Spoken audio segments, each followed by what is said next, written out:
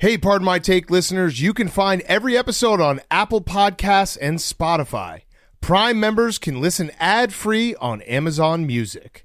On today's Pardon My Take, Week 16, we got a recap of every single game. Who's back of the week, fastest 2 minutes, playoff implications up the ass. We literally spent all day watching football, just lobbing playoff scenarios at each other, trying to figure it out. That's what... We don't need no nerd. We don't need Steve Kornacki telling us what to do. We have our dumb brains in the playoff machine. I need my two hands, one computer on the playoff machine, the other on 538's playoff simulator, like Alicia Keys, playing both at the same time, getting all the scenarios right. I feel like I'm ready, but I feel like once I learn a new thing, I forget the last thing. But it's also fun to unravel the new thing. Like, ooh, I didn't even realize this. We'll get to all of that. Pack show. Last full show, live show of 2020. We have a best of coming on Wednesday with some new interviews. So we're brought to you by our friends at the Cash App. We're always brought to you by the Cash App. We're in the Cash App studio. The Cash App is the greatest app in the world. Go download the Cash App right now. They're giving away free money all the time on Twitch, Instagram, Twitter. We will probably be doing a lot more Twitches with the Cash App this coming year, so you got to get your cash tag. Otherwise, you can't get free money. And you can get free money right this second. When you put in code Barstool, you get $10 for free, $10 to the ASPCA. That's just right off the bat. Right off the bat, we just bought you a couple beers with $10 free with the Cash App. So go download it right now. Links directly to your bank account. Super easy to use. Super great sponsor. We love the Cash App. Download it, App Store or Google Play Store today. Download the Cash App, and we will appreciate it. Okay, let's go.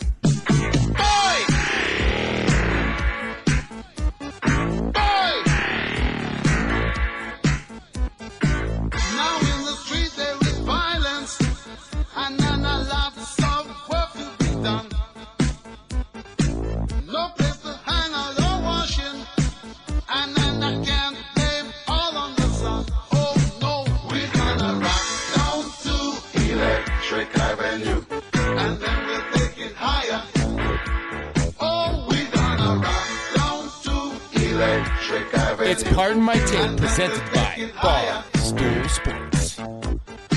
Welcome to Pardon My Take, presented by the Cash App. Go download it right now. Use code Barstool. You get $10 for free, $10 to the ASPCA. Today is Monday, December 28th, and it is Week 16. Quinceañera? No, Quinceañera's 15. 15. Yeah. Quinceañera plus one. Sweet 16. I didn't do well in Spanish class. We start in Las Vegas, where Tua was playing like Pua, and the Dolphins played Tua's Colt chairs with their quarterbacks, bringing in Ryan Fitzpatrick Mahomes and a no-look pass to win the game. Josh Jacobs-Marley kept the chains moving, but it was the ghost of Gruden's past that haunted the Raiders on Saturday night as a coach watched his team suffer another late-season collapse. Jason Footprints in the Sanders was carried by Jesus above the crossbars as Dolphins get their one step closer to the playoffs. Dolphins 26, the Raiders 25. What? In Pittsburgh, where Philip Three Rivers met the Steelers for a game with all the playoff implications. Ben Roethlisberger was brooding in the first half, but then found the cure in the second for a furious Steelers comeback. James Joyce Connor wrote another chapter in the Steelers Odyssey, and look away, Joe Buck, as Michael Jackson Tomlin has the Steelers moonwalking into the playoffs, as Big Ben took a look in the mirror and saw an AFC North champion. Steelers 28, the Colts 24. In Jacksonville, where the Bears win B.I.G. big, looking so good I want to suck on your daddy's dick. Butkus with just me and my Mitch. Mike Vladimir Glennon passed away and left the Russian attack stalling. Jimmy 2 times Graham played basketball in college and caught a pair of scores in the blowout. In a touching tribute to their former general manager and coach Tom Coughlin, the Jaguars are officially on the clock for the number 1 pick 1 week early. Bears 41, Jaguars 17. Whoop! Did someone shit in the jacuzzi? Because the Browns got in the hot tub time machine to relive some old school misery in the Meadowlands on Sunday. Jameson Irish Whiskey Crowder threw up a shot in the first half to get the Jets going, and they never looked back. The Browns receivers went mask off, putting their future in jeopardy as the LeBrowns James Jr. are smashing like on their 5th loss of the year. Jets 23, the Browns 16. In Kansas City, where my good friends Dan Lebitard Quinn and Mike Ryan Ruiz will no longer be seen on ESPN come January as the Falcons have been eliminated from the playoffs. While former Chief Larry Johnson stays woke, these Chiefs sleptwalk through the first 3 quarters of the game, almost fumbling away an easy win. Fumble! The kicker from the A-team missed the tee, shot wide right to bring the game to overtime, leaving fans shouting, "I pity the coup!" Chiefs clinched the 1 seed, 17-14. Over to Baltimore, where J.K. Rowling Dobbins was very offensive towards Martinez, Peppers, Crowder, and the rest of the Giants' pronouns. Wayne Gallman Milk couldn't stop the Giants' offense from having IBS and pooping all over themselves. Ravens fans feeling like they're taking a superdose of MDMA as everyone all over Baltimore is throwing up the X as Des Bryant finds the end zone again. The Ravens, 27. The Giants, 13.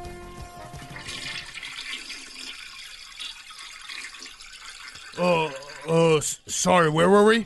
I was just dropping off some of the little schwammies at the swimming pool, if you know what I mean. Oh yeah. Bucs 47, Lions 7.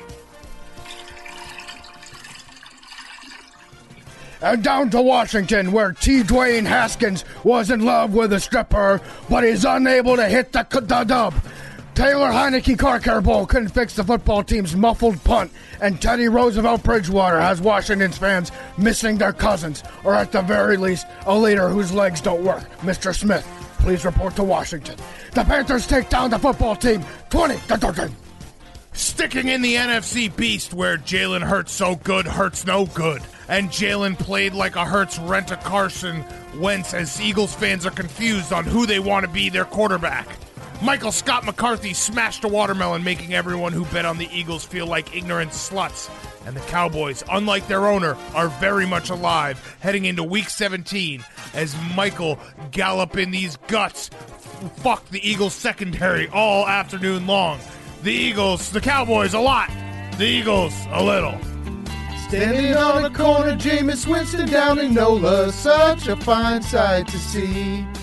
It's Taysom Hill, my lord, vulturing Alvin scores and stopping Kamara from getting 7 TDs. Come on, Zimmer, your future's dimmer. Did Breeze get his ribs removed? He's looking slimmer. Saints go marching. All right.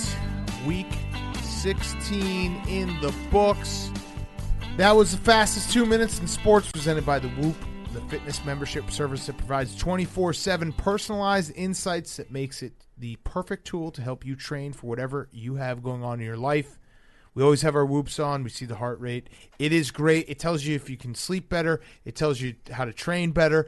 If you are planning on starting a diet in 2021, which you are, we'll get to that later, but you are definitely planning on it, the Whoop is the greatest tool to have. It tells you everything you need to know about your body, when you can push yourself, when you have to take a little day off, your strain, all of that with the Whoop. Right now, Whoop is offering the best deal of the year. Join Whoop today for $0 when you sign up for their 6-month membership. Go to Whoop.com, WHOOP.com to check it out. Sleep better, recover faster, and train smarter this season and beyond with Whoop. Okay, Week 16. The Packers might be a decent football team. Packers in the snow in Green Bay. Cheating. That's cheating. Also, Aaron Rodgers went too fast for one of the refs tonight. That's cheating. He pulled a hard count on the officials. And then the next time that they got the ball, they snapped it before Mike Vrabel could take a look at the replay and throw a challenge flag. So yes, Aaron Rodgers is a very good player. Very good. MVP, some might say. Everyone's turning this into like if Patrick Mahomes had these numbers, Aaron Rodgers. Actually, you know what I saw a little bit of tonight for the first time in a long time? If Aaron Rodgers was going through these speed bumps like Patrick Mahomes is going through, the media would turn on Aaron Rodgers immediately. Right. So you have to look at everything good that Aaron Rodgers does through a prism of what if it happened to another good player. Aaron Rodgers is the MVP. It sucks. If I had a vote, I wouldn't vote for him, but I don't have a vote, so I have to just sit here and say he is most likely going to win the MVP. It's probably deserved. The Packers look awesome. Blah blah blah blah blah blah blah blah blah. Blah blah blah blah blah. The Titans are, I don't know what. I mean, they're kind of what we think. Like, they can look explosive sometimes, but their defense is not good. This was the Fraud Bowl. It was the Fraud Bowl, and the Titans unfortunately lost the Fraud Bowl. I don't believe in the Titans. But then you say to yourself, oh, but Derrick Henry just fucking jam it down someone's throat. I just don't think their defense can hang. Their defense can't hang. Like, they just can't. No, they have no pass rush. They have zero pass rush. And they just don't get off the field on third down. So I do think it was cheating. I opted out of this game as soon as the Packers started kicking the shit out of them. I opted back in when the Titans made a five-point game. But the snow was cheating, and the Packers look really good, and whatever. Mm-hmm. That's good. That's big of you, though, to admit that they looked really good. They looked really good. Do you think that it would be appropriate of me to use a connection that I have to try to get the Titans better with the pass rush, better on defense? Yes. No, wait. No, do it. Not for the Titans. Yeah. So Clay Matthews wants to come back and play. Okay, do it. Mike Vrabel. Yeah. You're listening to the show right now. Yeah. This is me networking with Clay Matthews, whomst I played Call of Duty with the other night. Okay. He said he's in pretty good shape. Now, if this he can get you at least 3 roughing the passer penalties at the worst possible time. Now, Mike Vrabel, if this means that you're going to cut a boy to bring in Clay Matthews, please ignore everything that I just said. Don't do it. Don't do it. But if it means that Clay can stick around, well, no, if you want to cut Taylor, that's fine. Yeah, you can cut Taylor. Yeah, that's fine. Yeah. He won't just mind. Don't cut the boy. The boy with the terrible haircut. Who also had the peaky fucking Will Compton. I mean, I get what he was doing because he unveiled the Peaky Blinders look after, but you got to do the Peaky Blinders look first. No, it was the big reveal. So you know nothing about showmanship, big dude. cat. But this was boys being boys. This was a guy the getting haircut on its own. Like, I actually said to myself, did he cut his own hair? Yeah, no, I think he might have. He might have. Yeah, I think actually he did. It looked like, I don't want to say it was a bowl cut. It was more like a yarmulke cut. It looked like when they were hazing Tim Tebow. Yeah, well, reverse. Yeah, reverse of that. But it was that bad. It was pretty bad. But hey, yeah, don't cut that. Also, boy. Halloween was like 2 months ago. Who cares, man? It's called cosplaying, big cat. Whatever. Don't you know anything about cosplay? I shouldn't be hating.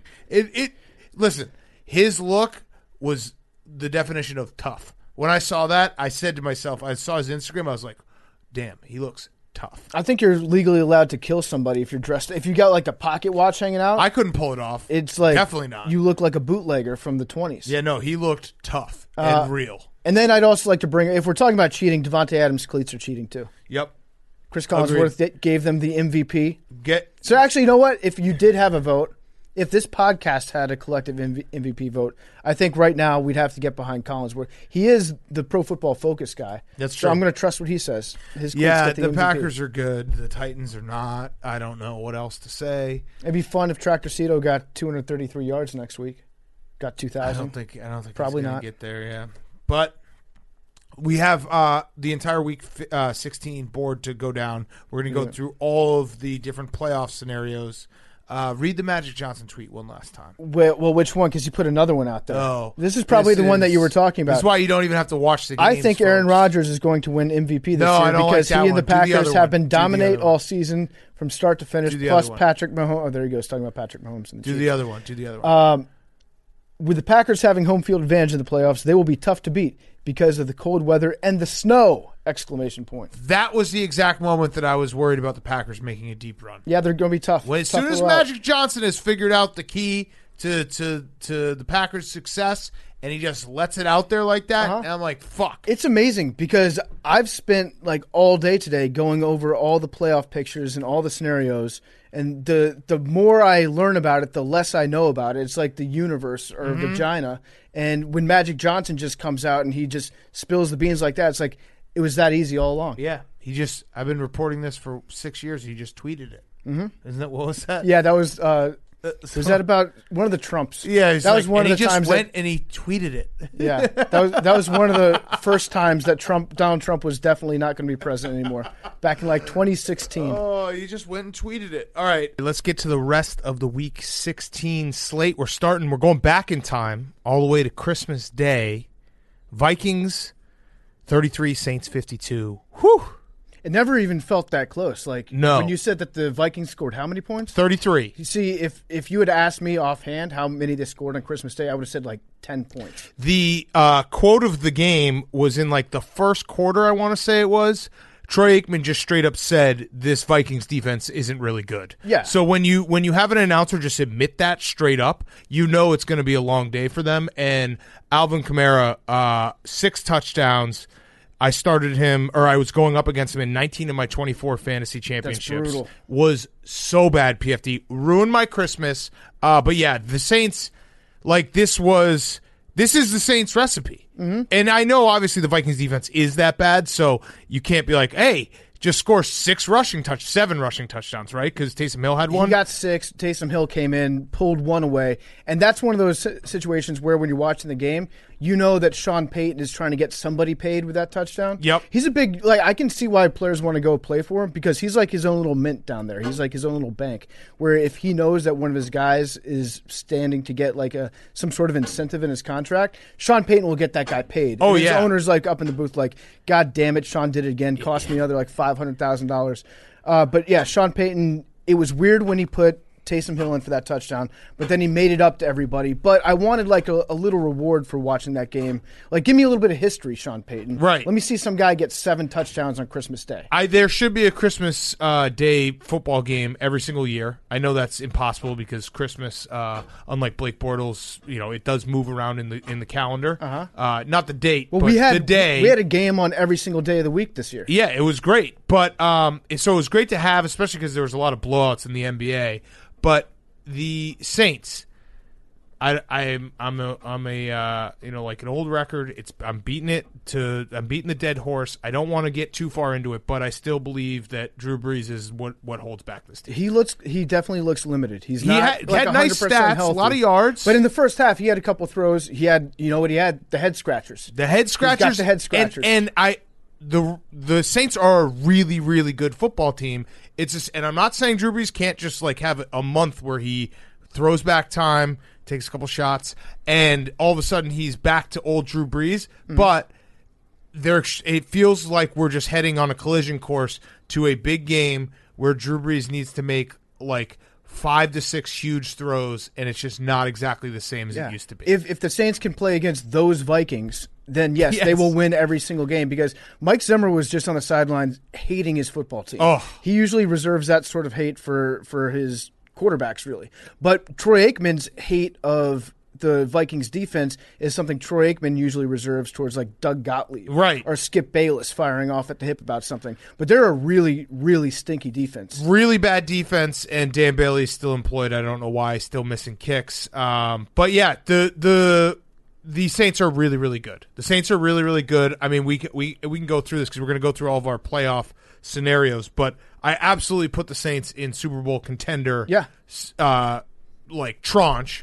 Whether Drew Brees can get them there, I don't know. But in the NFC, they are one of the teams. The NFC is kind of weirdly loaded because who else is in your Super Bowl tranche? Because I feel like in the NFC, the Seahawks, obviously, the Packers, the Seahawks, and I guess we could go to the next game right now. But I guess if the Bucs could play the Lions every day, if the Bucs could play the Lions in every round of the playoffs, they are my prohibitive Super Bowl favorite. Yeah, I mean it's a major asterisk game because you could count that as a flip the switch game for the Bucs offense. Or you know what, Big Cat? The Lions didn't have a coach. I don't know what it was, but everything finally clicked for this Bucs offense this week. They were firing on all cylinders. They got how that Gronk worked. involved. They got Antonio Brown involved. They got Mike Evans involved. Everything. Leonard Fournette looked like he had 2 working legs and a soul this weekend. Yep. I don't know what it was, but something about that offense this week.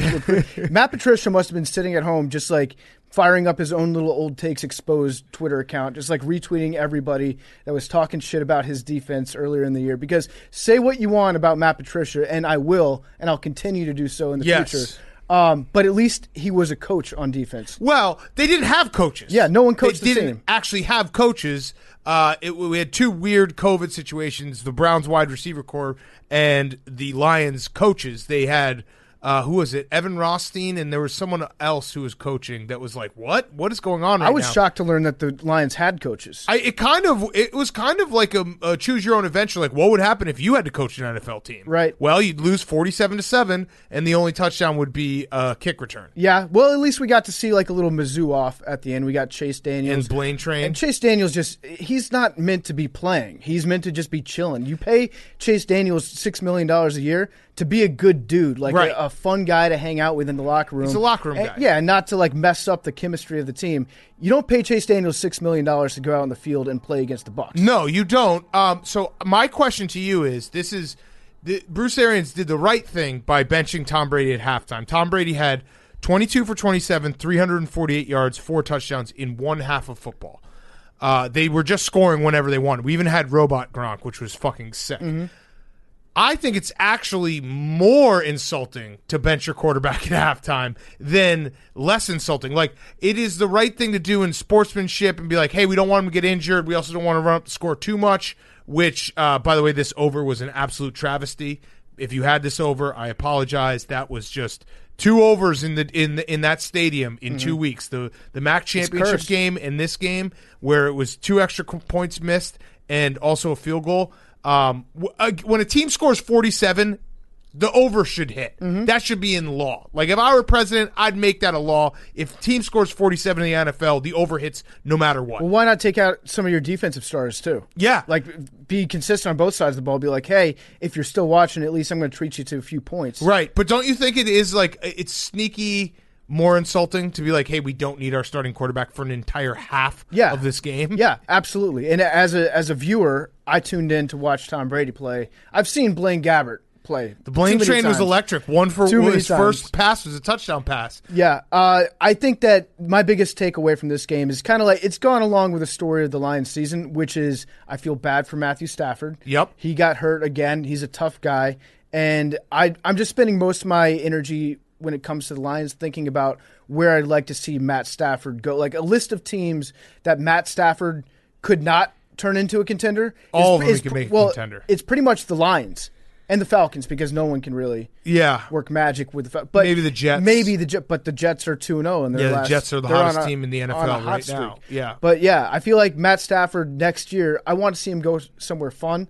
Somewhere where he can thrive for a little bit.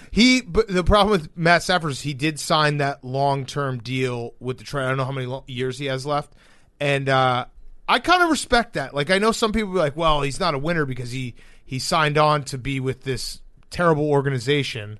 Sorry, Lions fans. But I respect, like, dude, just get your money, have your life, maybe put up a Hall of Fame career in my eyes, stat-wise. But the Bucs, let's talk about the Bucs real quick. So the Bucs, first time in the playoffs since 2007. That was the second longest playoff drought, the Browns being the longest. So it's crazy. 2007. Who started that game? 2007? For the Bucs. Against the Giants. The Giants won the Super Bowl that year. Phil Simms. Chris Garcia. Oh, really? Jeff Garcia started that game for the Bucs. And it also was the last time that John Gruden went to the playoffs, which we'll talk about John Gruden in a minute. That was the start of John Gruden just collecting quarterbacks. Yep. That season that he brought in like Jeff Garcia. He brought in Jake Plummer, who I think was there for like 2 weeks and was like, I'd rather go play handball. See ya. Mm-hmm. But yeah, that was the end of the one Super Bowl Gruden dynasty in Tampa Bay. Yes. And so the other stat, which is crazy, just to even like see it written out, is that the Bucs made the playoffs for the first time since 2007. And the Patriots missed the playoffs for the first time since 2008. Tom Brady is a playoff machine. That is crazy. Yeah. That's nuts to think that it's been that long. Honestly, like for the Bucs, it doesn't feel like it's been that long. Yeah. I don't think of the Bucs when I think of like the biggest losing franchises, but you forget that the Rex Ryan years in New York were actually not bad. Well, it kind of like proves what one Super Bowl can do for a franchise. Because you're right. You don't think the Bucs losers, but the Bucs really are losers with, they're losers, and then they had a 5-year stretch where they were winners, but like they were really, really bad for a really long time in the creamsicles. They've been really bad pretty much the last 15 years, but they're back in the playoffs. Happy for Bucs fans. Stephen Shea, that's pretty much who we're talking about. Mm-hmm. Shout out, Stephen. I know you're listening right now. Hopefully we did the ads correctly. I'm happy for you. I still don't believe in the Bucs fully because I don't think that they can just flip the switch. It still feels like a team that you're going to like. We're gonna watch a playoff game and they're going to struggle to move the ball, and you're like, how is this happening? Like, they have all of these guys. The Bucs are going to get to play against probably an NFC East team in the playoffs. So yeah, that'll but be if nice they have for to play them. the Saints, they're But then in trouble. If they have to play the Packers, they're in trouble. They have to go, if the Bucs have to go to Lambeau, and as Magic Johnson taught us in the playoffs in Green Bay, it's actually going to be very cold and possibly also snow. That's going to be an issue for Tom Brady, who says that he will never move back up to the northern United States. Right. So credit to the Bucs, though. First time since 2007. That's awesome. Any playoff drought that gets eliminated is cool. And then the Lions, I don't know. That's tough. It's bad. It's tough. It's really bad. Have they said who they're interviewing yet? I know some teams are starting to do the thing where they tweet out who they've just completed an interview with. I like that when teams keep me posted on that. Yeah. Like every team in the NFL so far that has a coaching vacancy, I think has interviewed Marvin Lewis. Yes. Marvin Lewis is a hot name for some reason back on the streets. Very hot. Probably because of Marvin Lewis. Marvin Lewis is putting his own name out there. Hugh Jackson's probably putting his name out there. He's bringing Hugh Jackson with him. It's a package deal. I don't understand why interim head coaches. Darrell Bevell had the one game bounce, the dead cat bounce, where an interim head coach comes in, does well for a game. They beat the Bears. If I were an interim head coach, I would. Pretty much they always win their first game because guys just try really hard. I'd just fake a heart attack after that and be like, yeah, go out on top. Yeah. Have them carry me off and then just be like, I'm out. I'm 1-0 as a coach. I'm out. Yeah. Jim Tomsula should have quit after the first game. Jim Tomsula doesn't quit anything, though. He's 1-0. Yeah. So, I think that what teams should do is they should just stick with a hot hand when it's an interim head coach. Just like if you won your last game, boom, you're in. Or just cycle them in and out. Like there's nothing to stop the Lions from – it's pretty much what they're forced to do at this point. Right. Just like have a new coach every week, a celebrity coach, have Kid Rock, have Eminem. I like that. Have Detroit Don. Yeah. Don could get – Detroit Don is an analytics guy. I sat with him for a game. He was crunching numbers left and right. He was just like, we're fucked. Yeah, no, he was actually very opposite. smart. He was like, we're back in this thing when they were like 5-9 or 5-8, and he's like, listen, if we win this one and then we win the next one and then the next one and then a bunch of teams lose, we're back in this. It should be a fuck a fan contest pretty much, where it's like the season ticket holders are now eligible to become head coaches. Right. For one game, Yes. 1 week. The caller with the strongest take on local sports talk radio should get the opportunity to put his money where his mouth is That's and genius. get down on the sidelines. That's genius. All right, so the next Saturday game, the Amazon game. Shout out to everyone who was probably pissed off because they didn't have Amazon Prime. What are you doing? It is a sad realization when I realized that like my entire life is living in fear that there will be a game I gambled on and I cannot watch. Oh, it's the residual effect of Army, Oklahoma. Yes. So I people were tweeting like, dude, you probably don't have Amazon Prime because I'm a very staunch cable because I need to be up to date. I have every streaming app. I have Flow Sports. I have Fubo TV. I have fucking the Facebook Live when I need to watch a game. I've watched games on shit that you don't even know exists. Pluto TV. I'm naming shit like I've watched games on all these things. What's the one that the like CONCACAF is always on? BN Sports. I got BN. BN Sports. Yeah, is a big dude, one. I got BN. Fuck yeah. I was watching Mexican soccer a few months ago because I had money on the game. So my life is just living in fear that there will be someday I'll wake up, have action on a game, and not be able to watch it. So yes, I had Amazon Prime. It was kind of weird. It was just like, what did you say about the host? The host was like, the best way to describe him would be like he's like a robot version of Chris Fowler, or like, you know how ESPN has the machine that they just crank out Reese Davis's one by one. Yep. He's like if you left Chris Fowler in the Reese Davis machine for like 2 days. He's overdone. It's like, okay, this is too much. Tall, polished, white guy, dark hair, sportscasting in a giant studio Send being piped into my being call piped into my Bezos up. computer. He'll buy him for half price. Yeah, he's the robot dog Yes. of the Reese Davis machine. I agree with that. His name was Rhett. Yeah, Rhett. Yeah, exactly. I mean, there was a glitch. No offense to Rhett, but his name's Rhett. He seems nice. But His his name's Rhett. Yeah, it seems like if Jake Marsh had like 7 head injuries, and didn't know anything, and a computer chip, and a computer chip that like one of his professors at Syracuse had installed in him, and to like how to be a sports broadcaster. That's what this was like. It was a weird. This is gonna suck when Rhett is like, I've been at AWS since day one. I mean, he shout out Rhett. You seem like a nice guy. Yeah, he seemed like a nice guy. 2 T's. But yeah, it was also correctly. like it felt like the right 2 teams to be playing in an Amazon game. Yes, like they're both futuristic. They're both kind of like high tech and weird, like hot coaches. And they also like in the future in the NFL, everyone will share a stadium. Yep. Which is what the Cardinals and the 49ers have been doing. It's the WeWork of stadiums. Right. Yeah. We're just going to be playing games around the clock. We've disrupted the National Football League. Yeah, in a stadium in the clouds. Yeah. But yeah, so the Amazon game, this is the future of Amazon's going to buy the NFL. Eventually, yeah. Yeah, like don't get ready for this. You think it was a one-off. It is not. Amazon is going to buy the entire NFL. I mean, it'd be a power move if they had the entire Sunday ticket. Now, and there's so many people that don't understand streaming that watch they just got caught up on how to operate their DirecTV remote last season. They just memorized what the Red Zone channel number is. They just memorized where to find their team every Sunday. They probably don't even use the entire Sunday ticket package. They just know the channel that their team is usually on and go to that.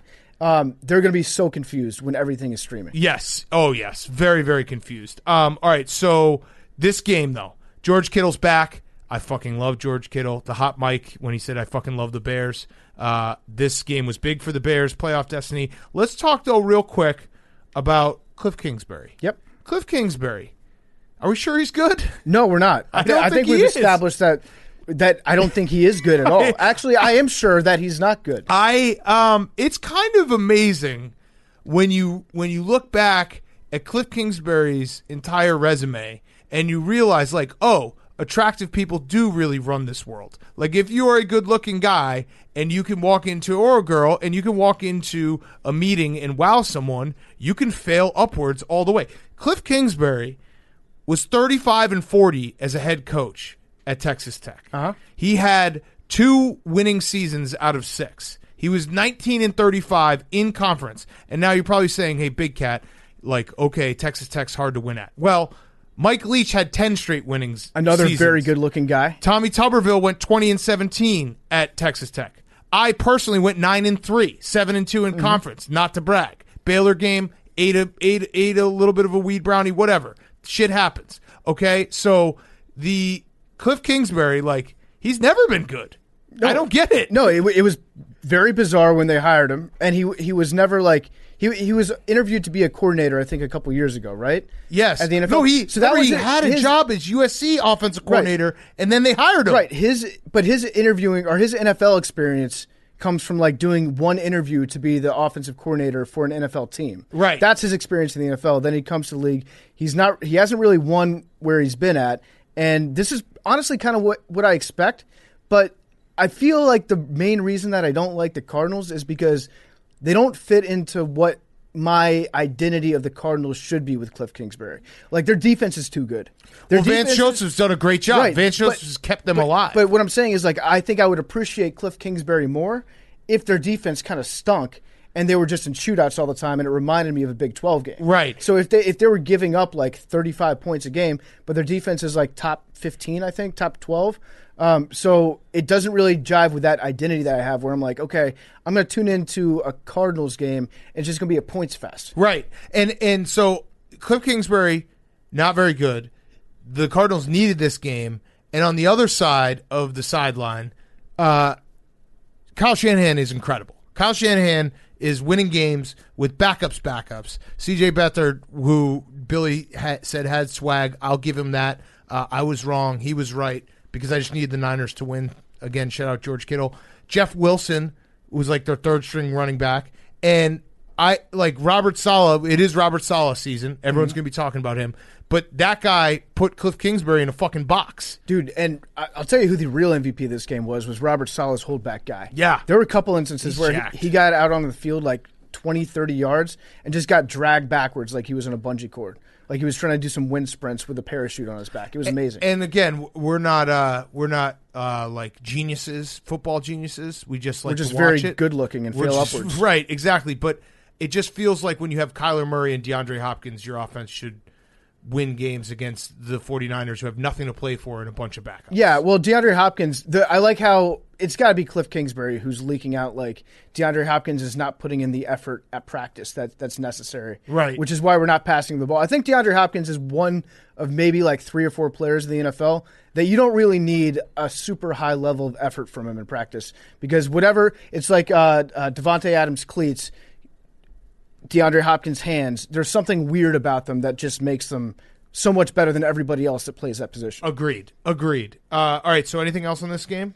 No, Amazon I don't think game. so. Weird Amazon game. game. It was strange. Yeah. Honestly, it's pretty much what I expected out of this game. It took me like 15 minutes to get the closed captions off, which drove me insane. All right. How do you get closed captions on the internet? I don't, dude. I just turned it because I watch every movie ever with closed captions on. So you're like reading a book while you watch a movie. You realize I started that completely defeats the entire point of watching a movie. All right, here's what all I'm going to say is I started it once I started watching Peaky Blinders like 5 years ago because you couldn't understand a word they said. You realize, especially with like cell phone and you're watching, I have 3 TVs, so I'm watching 2 games underneath. You miss so much shit if you're just like passively listening. When you also have to do a little bit of reading, you pick up everything. So I'll stand by it. I don't care. I watch every single movie. Call me old guy. I am. Whatever. I watch every single movie now with closed captions because I feel like I pick up everything. That is really weird. I don't think it's that weird. I think there's more people come out of the woodwork and be like, same.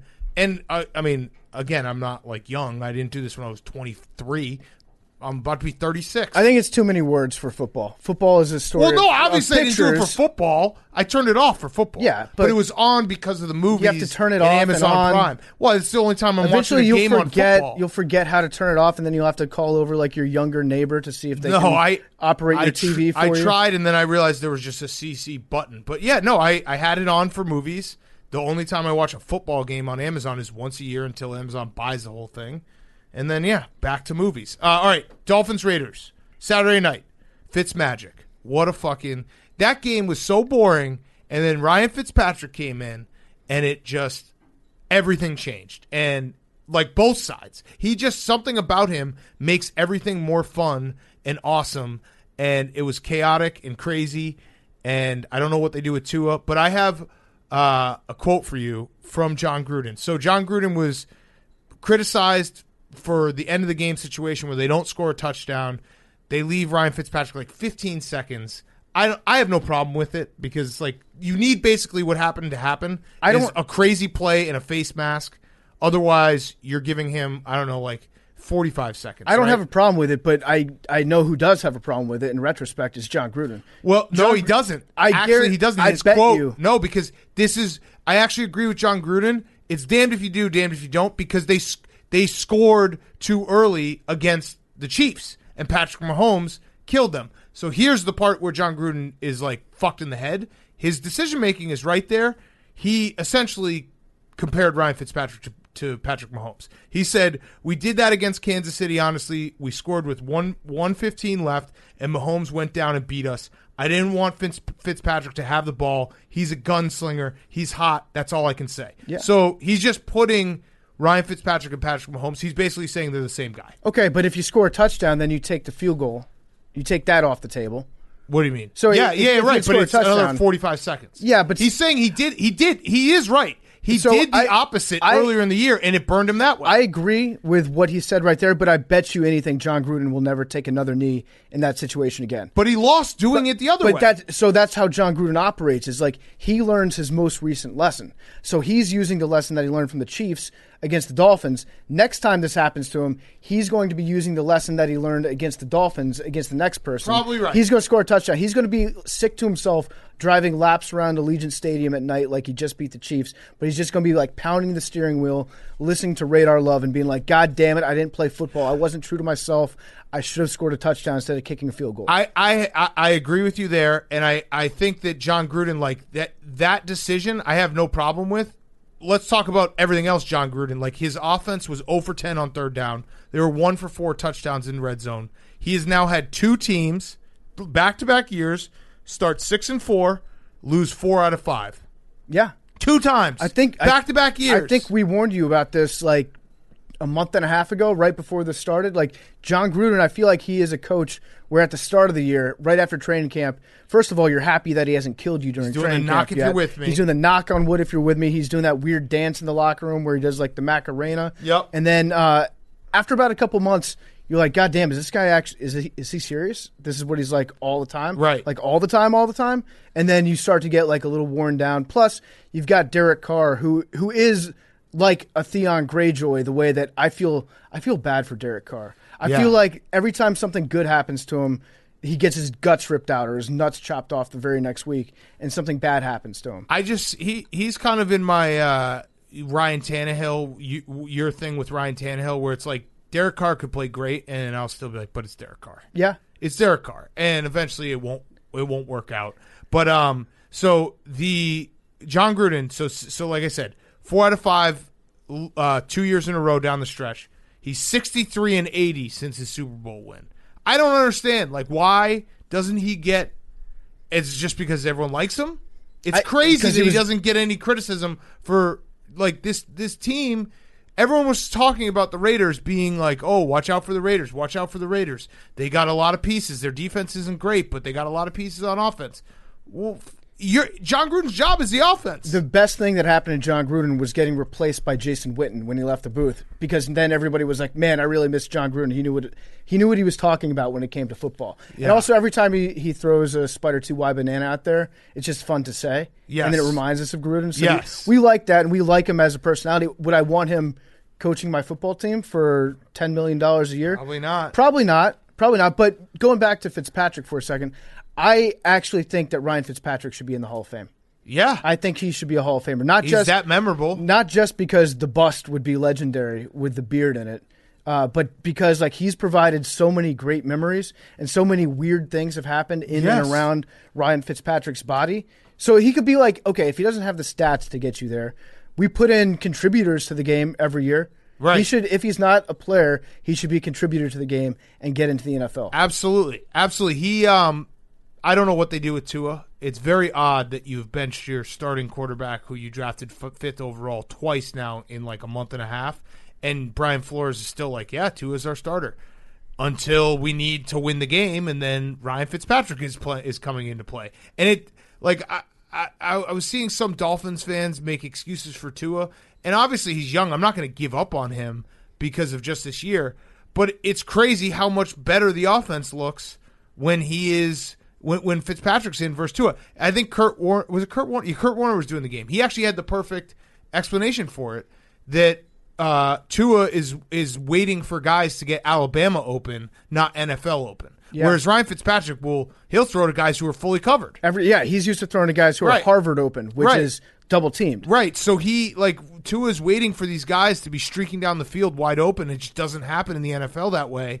And I don't know. I mean, Tua's like He's like a better version, a better learned version of Josh Rosen at this point, where it's like his stats. If you just look at his stats, you're like, oh my God, he's 75%. Yeah. Like, oh wait, but it was for 70 yards and he threw the ball 20 times. I actually have no problem with what Flores is doing with the quarterbacks. I think it's interesting, and it's definitely something that isn't repeated by any other coach. But I guess he's got a sense in the locker room where he's just going to go with a hot hand no matter what's happening. Get to the playoffs. And it seems like neither Fitzpatrick nor Tua really have a problem with it. So it's like, why is this any different than any other position? Probably because the quarterback is generally the leader of your offense. Right. And it's good to have a rhythm going. But if neither guy, like the best thing that you can have for Ryan Fitzpatrick is a quick pull for him and put in another guy when Fitzpatrick starts to do bad Fitzpatrick stuff. Right. Because when he's doing Fitzmagic stuff, it's the best thing ever. It's like every drug combined into one, and you're like, this guy can win. This is a dynasty of one that I can have as my quarterback. But when he starts throwing the really weird interceptions and fumbling the ball and it looks like the wheels are coming off, like having a guy that's able to come in there and not be awful is actually great. Yes. But I think Fitzpatrick would probably admit, like, yeah, sometimes I do some strange shit. That's sometimes what you I get fucked up in the head. Listen, when you strap yourself into the Fitzpatrick roller coaster, sometimes you're going to have to pull the lever and take a break. You can't ride that roller coaster It's true. for a season at a time. It's true. All right, I just looked it up. Tua was 17 for 22 on Saturday night. How many yards? 90. 94. Yeah. That's insane. Yep. 4.3 yards, and he had a touchdown, which was really just a dump off to Myles Gaskin, who made a nice play. Yeah, I mean, they should honestly have Fitzy and Tua in there at the same time. Yeah. A double quarterback, like one right-handed, one left-handed. And Just Trent fuck Dilfer everybody still up. thinks he's special. Who? Trent Dilfer. Oh, Trent Dilfer thinks that Trent Dilfer is special. No, Trent Dilfer trains Tua. So I actually, I'm okay with him having his guys back, but some of the things he's been saying about Tua is like, what? I mean, Tua looks okay, but he looks okay. I'm firmly in the Tua will be okay camp. I'm not giving up on him. I don't think he looks okay though right now. Like I don't think 17 for 22 for 94 yards in today's NFL is crazy. It's not. No, it's actually like pretty tough to Ryan do. Fitzpatrick was 9 for 13 for 182 yards.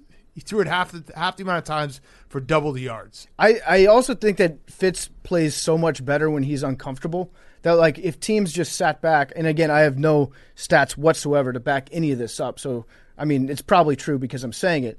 But like when he's playing against a team that's like blitzing the shit out of him, he's taking hits, he's getting his head ripped off sideways. Like that last pass that he threw, I actually expected Ryan Fitzpatrick to complete that pass. Yes. Because his head was looking backwards when he threw it. Yes. It's when he's got too much time and he starts to get bored and like a dog that you leave alone and it just goes nuts and eats the door frames off your apartment because you're not at home. Like that's when Fitzpatrick gets into trouble and he tries to like create a little bit of chaos for himself. But when it's tough on him, then he's really good. So yeah. I don't know. Maybe next game against the Bills, right? Yep. Maybe Fitzpatrick goes out there. He's going to have like a good revenge quarter against the Bills. Well, he's not going to play as of right now. Or Tua is still starting. Tua is a starter. Okay, that's my point. Tua is a starter. It's a very bizarre situation. We're not going to get this over in this Packers Titans game. It's going to be a travesty. Yeah, the Titans stink. We talked about that. That's time traveling for you. All right, Falcons Chiefs. Do you know that the Chiefs have 10 comeback wins this season?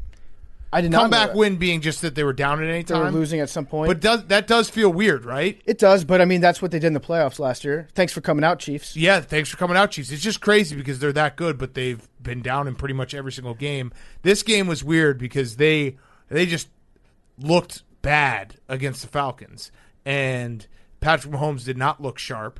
And then yet still they can flip the switch to get the ball down late. Patrick Mahomes threw a pick that wasn't caught, which I know that sounds weird, but that's exactly what the play was. Like it was a bad pass. It was an interception. He just couldn't catch it. And then the Chiefs win. And I want to give credit to Raheem Morris because I looked it up. Dan Quinn, this is the same team. Dan Quinn, when he was the coach of the Falcons, 5 games, 32.2 points per game they were giving up. Raheem Morris has been coaching the Falcons for now 10 games, 20.9 points. So 12 points better. Yeah. That's crazy. Yeah, it's pretty. Same fucking guys. Pretty big change. And like they held the Chiefs to under 20 points. But Dan That's Quinn crazy. is like an offensive guru. Oh, no, wait. He's actually yeah. like a defensive mastermind. Right. I've got to take about the Chiefs. I think the Chiefs are getting too cute with it. Mm-hmm. I think as a football team. Oh, well, that fourth down call was the cutest thing you've ever seen. I think they're too cute. They're playing too cute football out there. That fake? And are they too cute to win in the playoffs? Like, I don't know. They used to be exactly the right amount of cute. But now it's like they've gone Anne Hathaway, and all I need is an Emma Stone. Yep. And it's just overboard. Just I agree. Too much cuteness. There is a little bit of cuteness. Got Andy Reid in his thong mask and Daisy Duke shorts running around. Touchdown. The too cute moment happened right when they did the 4th and 1 fake where Patrick Mahomes was running down the field as a wide receiver in a game that didn't really matter. I mean, obviously they got the 1 seed, but they could have won one of their last 2. That was a too cute moment. That was like, what are you guys doing? Why are you even risking Patrick Mahomes getting hurt here? What 4th and 1? Why not just run the football? Like, what is going on? So I agree with you. Too cute. Yep. And also, you're playing the Falcons. Why are you doing your best trick plays against the Falcons? Well, the Falcons were getting exactly the right amount of cute. They were nailing the cuteness in the first half. Yeah. So the Falcons, I think we both had this sense in this game that this was going to be a close one. This might be like a letdown game for the Chiefs because it's the Falcons. You go in against the Falcons. Yeah, they sleptwalk. Yeah, exactly. You expect to win this game by infinity points if you're the Chiefs. But the Falcons, I guess they're showing they might be frisky. Might be frisky down the stretch. Raheem Morris could get the head coaching gig. I don't know. You know how Arthur Blank, he works. He's like, This guy is in-house. No, I know. And he deserves an interview because he's gotten the Falcons to a point where no one thought they would be, and that's just competent football. Arthur Blank is this guy knows everybody's name in the facility. They all seem to like him. It's true. Let's keep him around and see what happens. Seems like a likable guy. Yeah. Travis Kelce broke the record for most yards in a season for a tight end. Okay. 14, Baby Gronk. 16. Yeah. Now, what about Matt Ryan? It was George Kittle's record from 2 years ago. Right, and it should be his from this year as Correct. well, but he got injured. Hurt. Asterisk on big this, asterisk. Matt Ryan is definitely the most sackable quarterback. The most sackable. There was one play today where he did like 1.5 spin moves, and it looked like a drunk man trying to like barrel roll out of an automobile. Matt Ryan's entire offense at this point is snap the ball, look to try to throw it to Calvin Ridley, then look to see who can sack him the least hard. Yeah. That's it. It's the opposite of Ryan Fitzpatrick, who's like, try to throw it to anybody and then run at the biggest guy that you see. Just who is going to not hurt me when they inevitably sack me, which happens like 6 times a game. Now, all the too cute stuff that we've said about the Chiefs, I still think that they're probably gonna like sleepwalk to the Super Bowl. Well, I guess except for the Bills. That's maybe. actually the only thing you could say about the Chiefs at this point is I actually and the too cute like is kind of tongue in cheek, but I actually agree with you. But the Chiefs, the only way they will lose is if they like sleepwalk for just a little bit too long. You know what I mean? Like if they get caught just a little bit, because they do kind of play this wire act where it's like, oh, well, they'll just flip the switch and Patrick Mahomes will bail him out. And he does bail him out because he is the best quarterback by a long shot. But you could see that happening. Like, oh, shit, it's the second half. And I guess this is kind of stupid to even say it. The way they won the Super Bowl, they basically did this in every single game where they were behind. Mm-hmm. But eventually you can get caught. And it's like, oh, fuck. Maybe that interception did get caught. Now what do we do? We were saying earlier how it was a good thing that the Chiefs lost earlier in the year to the Raiders because then they got a little wake-up call. They didn't have to worry about all the talk of 16-0 coming down the stretch. Yep. I think the Chiefs need to lose again. I think they need another wake-up call. They hit the snooze button on the season, which took them into Week 17. I think they need to lose against the Chargers next week. And I think the Chargers could beat them. I think they probably won't start anyone, so they will. But that, I don't know, does that count? Yeah, that counts. Is that still like a wake-up call? Yeah, that counts. That counts. Who's their backup quarterback? Let's find out. Chiefs backup quarterback. I don't think that you can Google it. Chad Henne. Chad Henne. Okay. Let's go. Chad Henne. All right. I think they'll probably lose to the Chargers because they won't try. And they'll sit everyone. All right. Let's go to the next one. Oh, PFT. I noticed you were wearing an awesome coat today. I was. You know where it's from? Is it? Yep. Fuck yes. Our good friends at Express. I love Express. Some of my favorite friends in high school used to sit directly in front of me in math class wearing Express's really nice black pants, and I could not take my eyes off them. I love Express. I get a lot of clothes from there. You can express yourself this holiday with the best styles and gifts from Express. Check them out this season, the latest cozy casual styles for you and everyone on your gift list. Express is all new. It's all about you. Check out the new holiday styles, their gifts, their best deals of the season. They've got quality fabrication and a design that's also comfortable and cozy. Their Express pieces work with other clothes in your wardrobe and for all kinds of occasions, events, or situations. I actually ordered a bunch of mock turtlenecks from Express. Love the mock turtleneck look. It's great. You can get away with having a skinny neck. Your coat today was awesome. My coat was pretty sick today. Yes, it was. I noticed right when you walked in. It's all thanks to Express. I'm a hype beast now. You can feel confident in your clothes. You can go after your goals. It just impacts your entire psyche. It impacts how you look at your day if you're wearing a really nice outfit. And that's all that Express sells. It's just really nice outfits. Express you this holiday. Shop for the best deals on new styles and gifts now in stores or online at express.com. Also, be on the lookout for great holiday deals and discounts and options to buy online or pick up in store. Express you. Order online at express.com. Okay, next up, Browns, Jets. Whoo, boy. So the Browns had no wide receivers. They had a walk-through in the parking garage attached to their hotel, and it was like 30 degrees this morning in New York City. They're in New Jersey, but 8:15 a.m. they had a walkthrough. Basically, Baker Mayfield doing a break the ice with all the wide receivers that he had to throw to. This There was a moment in time, and we can laugh about it now because let's just set the stage here. The Browns control their own destiny. If the Browns win Week 17, the Browns are in the playoff. Doomsday scenario is not there in that case. The Browns hold it all in their hands. There was a situation where the Browns could potentially like go 11-5 and somehow miss it and be like, "What the fuck happened?" No, the Browns can win and they're in.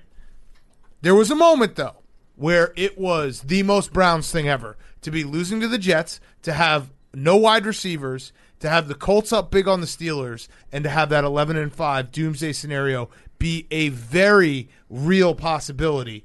Thank God the Colts ended up losing for the Browns' sake, because the Browns can now still win and get in. But man, was that was like almost the most Browns thing ever. There was like a 2-hour window on Sunday afternoon where if you were a Browns fan, you were freaking the fuck out. Like you're just checking things off the list of everything that you've kept in like your worst case scenario binder for the last 2 weeks, and it's all happened in slow-mo, and it's all continuing to happen. You're like, we're just going to be fucked. Yeah. We're going to look back on that Raiders game that we played when it was like 11 degrees outside in the grapple, and we're going to be like, damn, we should have won that game. Or you're going to look back at another, like the shit game with Lamar Jackson where he had diarrhea. You're going to look back on that and be like, if we had just got this one more, then we would be able to control our own destiny. But you're right. The good news is, like, I think you win and you're in. Well, you do win and you're in. No, it's official. They win and they're in. You do win and you're in. But then most scenarios have you playing the Steelers the very next week. That's okay. In the first round of the playoffs. I don't think the Steelers are going to play. I don't think the Steelers are going to, like,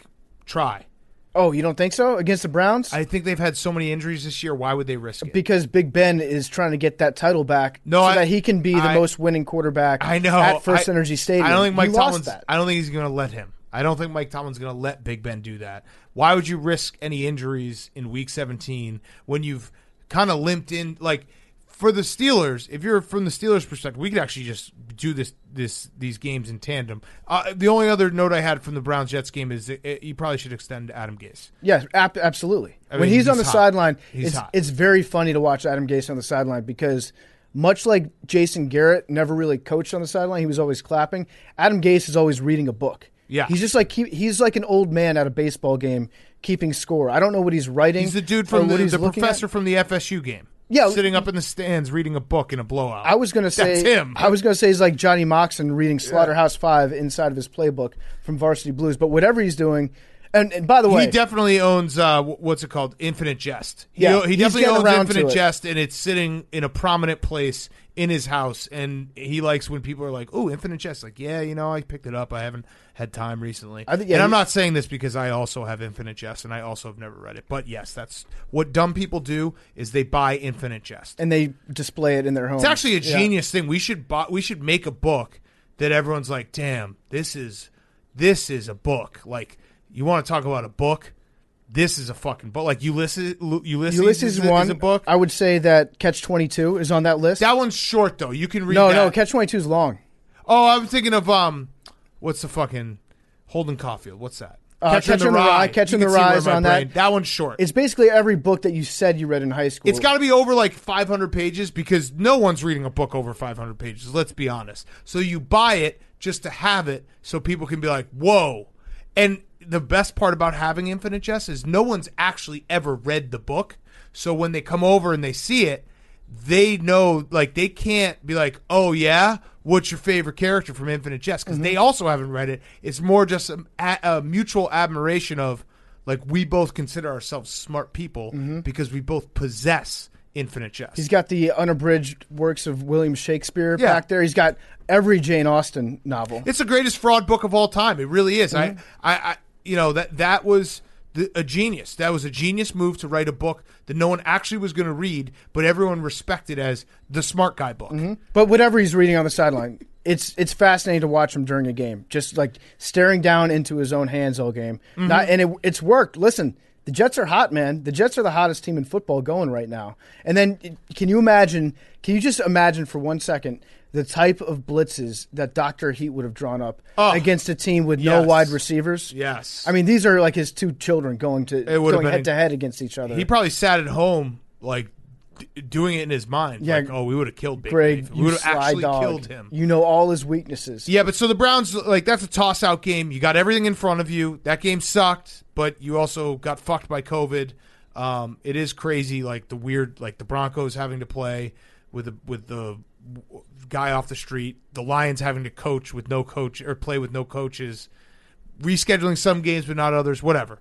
You got screwed, but it doesn't matter because you can win and get in. But let's talk about Colts Steelers, because Colts Steelers was these two games were basically like, cousins or sisters or brothers. Like, they were paired together in all playoff implications, because Colts were kicking the shit out of the Steelers. We even said out loud, we're like, damn, the Steelers are really, really bad. Like, we've never seen a team go 11-0 to 11-5 and look this bad. Then second half happened. Their defense woke up. They decided to start bombing the down the field with Big Ben. He woke up, and the Steelers, all of a sudden, like, they still can't run the ball at all. There was a moment, I think, at the end when all they needed was 1 yard at, like, the midfield, and they punted it because they're like, nope, we can't get this yard. Listen, like, no chance. You know what? Tomlin's going to, like, watch that film and be like, if you can't get 1 yard, you don't deserve to win. Yeah. And he's just going to tell the guys, like, in my book, you guys lost last week. Yeah. That's how I can see the Steelers coming out next week and actually playing hard. Practicing. Just running the ball the entire time. Just being like, but it won't work. No, it's not going to work. No matter what. But they're going to be like, we're going to run the ball. And they had 4 yards in the first half. He's going to get himself into as many 4th and 1 situations as possible next week, just to prove to himself, like, we can get 1 yard eventually. And they probably won't be able to do it. Like, the Steelers, I tweeted out that they the worst 11-3 team in any sport in history, and I think they still might be. But the second half, the Steelers, they came back. I feel like the Mariners a couple years ago. No, somebody tweeted at me that the Mariners did start 11-3. Yeah, they were really bad. And then ended up with 68 wins on the season. Yeah, so I think that team is probably the worst 11-3 team in the history of sports, and the Steelers might be second because, like, I don't see the Steelers being able to win in the playoffs. Maybe if they play the Browns at home. Maybe. So I don't know. Yeah, they are 1-0 since Juju Smith-Schuster stopped dancing. They are 1-0. Yeah, unbelievable that we live in a time where, like, there was a press release being like, "I've decided for all my teammates and my team, I will stop dancing on TikTok on logos before games." Well, our problem wasn't with the fact that he was dancing; it was with the problem that his dance sucked. Well, and he was doing it on logos. It was a soft, getting everyone mad. It was a soft dance. If it was like a kick-ass team dance and got his team involved, right, and did a mosh pit, then maybe that'd be sick. Like, get the boys amped up and ready to go playing Renegade from the stands. Colin Cowherd has sewered careers for way less than that. But he was bouncing around like a rabbit on the midfield logo. In that case, like, yeah, I think you should probably switch to a harder dance. So back to the Steelers, like, chances. They do feel very broken. But that second half, you're watching it and you're like, oh, yeah, this is the Steelers. Their pass rush is on fire. Their defense is playing lights out. Big Ben, they're actually throwing it downfield instead of not being able to run. The combo of not being able to run and throwing only short passes really makes you a limited offense. Mm-hmm. So they were bombing it. Like, he kind of had a little pep in his step. I don't know. I don't know what to make of the Steelers. I think they still could be frisky. I don't trust them. If Big Ben stops throwing passes that will get his wide receivers spinal injuries, then yes, they could do something. But he's like, I don't know what it is about his passes this year. Yeah, he's been throwing hospital passes. Like little floaters. Yeah. He's been leading his guys into danger. I guess with their defense, if their defense, like, fires it up, I could see a moment where we wake up and it's like Steelers-Chiefs in the AFC Championship game. The Steelers are like 10-point underdogs. Yeah. But if you have a defense that can play that well, I'll give you a shot against anyone. And the jerseys, the uniforms. Right, like, and the jerseys, the uniforms, team colors. And Big Ben, like, being like, oh, he's going to fucking, one last ride with Big Ben. I'm probably going to bet on the Steelers in the playoffs. They're probably going to break my heart and lose dramatically. But I don't. There is something about them that you wouldn't necessarily be surprised if they won, 1 or 2 games in the playoffs. But, I mean, unless the Chiefs are still sleepwalking in a month. Did you see the Tomlin quote? The grapes one? Yeah, it's a fine line between drinking wine and squashing grapes. He's my baby Brown of the week. Yeah. Yeah. That's a great quote from Tomlin. Is it a fine line? I feel like it takes months to make wine after you've crushed it the is. grapes. It definitely takes a lot of time. The Colts. Well, I was getting harassed online in the first half by Colts fans. On the internet? Demanding that I respect the Colts as a true Super Bowl contender. They were like, look at these Colts. We can do it all. Guess what? The Colts are, as of right now, out of the playoffs. If the Colts don't get some help in Week 17, they will be out of the playoffs. They need the Ravens, the Dolphins, or the Browns to lose for them to get into the playoffs. Put the banner up. Up 21-7 at halftime against the Steelers in Week 16. I mean, you can't, you got to win the game with offense. They had no offense in the second half. And I love Phil Rivers, but this is when you have a quarterback that has negative mobility now. Like, if the pass rush starts going, it's, you know what I mean? Like, it used to always be, after the Giants beat the Patriots in the Super Bowl, it was like, well, that's the key. You just got to rush with 4 and you got to get home, and then you can beat everyone. Well, yeah, that's true. But now, in today's NFL, there are a lot of quarterbacks that can beat you even if you do get home because they have legs and they can move. Oh, Philip Rivers definitely has the shortest clock in the pocket. His pocket clock is 2 seconds, and if he doesn't get rid of it, he panics. And he'll either take a sack or he'll just immediately throw it out of bounds. Calling him statuesque is actually an insult to statues. Statues have more mobility than Philip Rivers at this point. Again, we love Phil Rivers. We've always been a Phil Rivers podcast. I want him to get back in the playoffs. And I'm conflicted because I think if we had to rank it, I think we both agree, Browns getting the playoffs #1. Yes. We want the Browns to get in the playoffs. Sorry, everyone else. But if I had to go #2, I think maybe Phil Rivers getting into the playoffs. I kind of want Phil Rivers in the playoffs. Yeah, I'd lean Titans. Okay. Just get the boy in there. I think are they in? Are they 100% in? I think they're in. I think it's between the Dolphins, the Ravens, the Browns, and the Colts. I want the Browns to go in #1. I think I want the Colts to go #2 because I do want the Colts to. I want Phil Rivers to be in the playoffs. I want to see Phil Rivers in a playoff situation. I love Jonathan Taylor. I don't have any ill will against the Colts. What I've said about them all year, I think has been very fair. When they're playing with a lead, when they're everything's humming and they can protect Phil Rivers, they look like a really good team. But it can kind of be like a house of cards pretty quickly. Titans are 94% in. So yeah, they're pretty much in. I think they're pretty much in. So. Phil Rivers, I don't know what, that was basically doomsday for the Colts, that you have that type of lead, you're rocking and rolling, you win, and you're basically, now you control your own destiny to what the fuck just happened. We lost that game. How did that happen? It did happen that quickly, too. Mm-hmm. It felt like we just, looked up and boom, the Steelers were winning the game. You think there was a halftime speech that Mike Tomlin gave, or you think it was a players-only meeting at halftime? I think Big Ben just walked in and was like, let's just go. I think he might have threatened to retire. Yeah. Big Ben might have been like, hey, listen, if we don't make the playoffs this year, I could honestly see Big Ben walking away from the NFL if they lost their last 5 games. If the Steelers went 11-0 and then ended up 11-5, limped into the playoffs, lost, I could see Big Ben retiring he would retire for what he would say would be for good. Yeah. And then he'd probably come back in early August and be like, I'm ready to strap it on one more time. Do you know what it was? It's like a parent taking away a cell phone from their kid, from their teenager, and being like, I'm not going to give it back. He was doing that with the walking boot at halftime. He was like, I'm going to put it on. Mm-hmm. I'm going to put it on. And everyone's like, no, Ben, don't, please. We really want to win this game. He's like, if you guys don't start catching my fucking floaters, I'm putting this boot on, and I'm going home. I mean, that would work on me. Yes. I'd be like, Ben, I would like to see Philip Rivers and Big Ben both for at least one more NFL season. You give me that in the playoffs somehow, some way. All right. Bears, Jaguars. Bears kicked the shit out of the Jaguars. It felt good. Matt Nagy is officially coming back. I'm conflicted, but I do not care. The Bears scored 30-plus points in 4 straight games, first time since 1965. To just make myself feel like shit. The Packers have done that twice this year.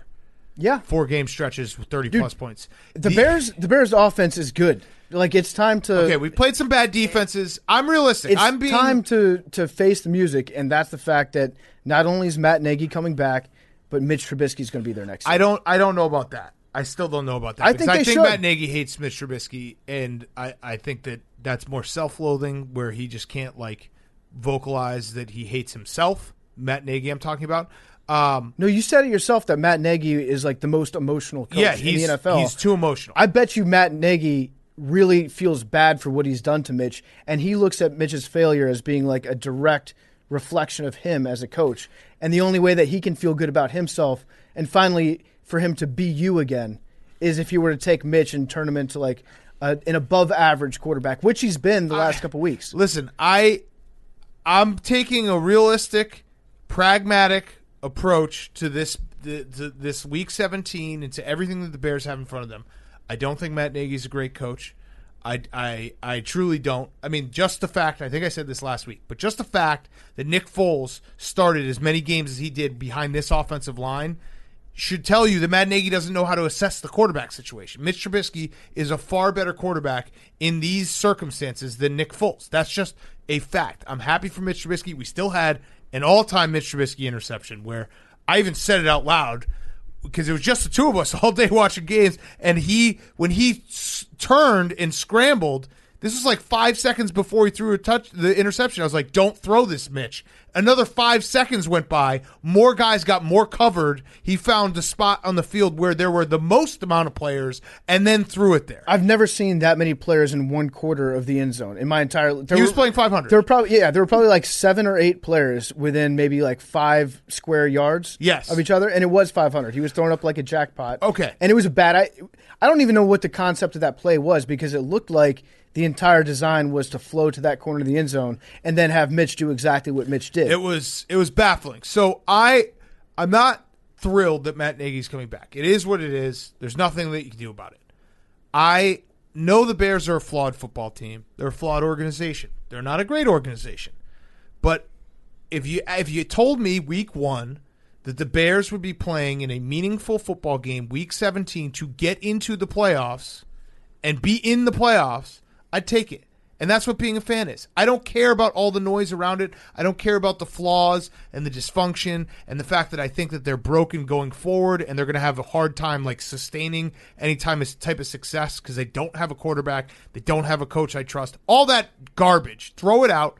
They can get in the playoffs. They can get in the playoffs if they win in week 17 or maybe if they lose, if the Cardinals lose too.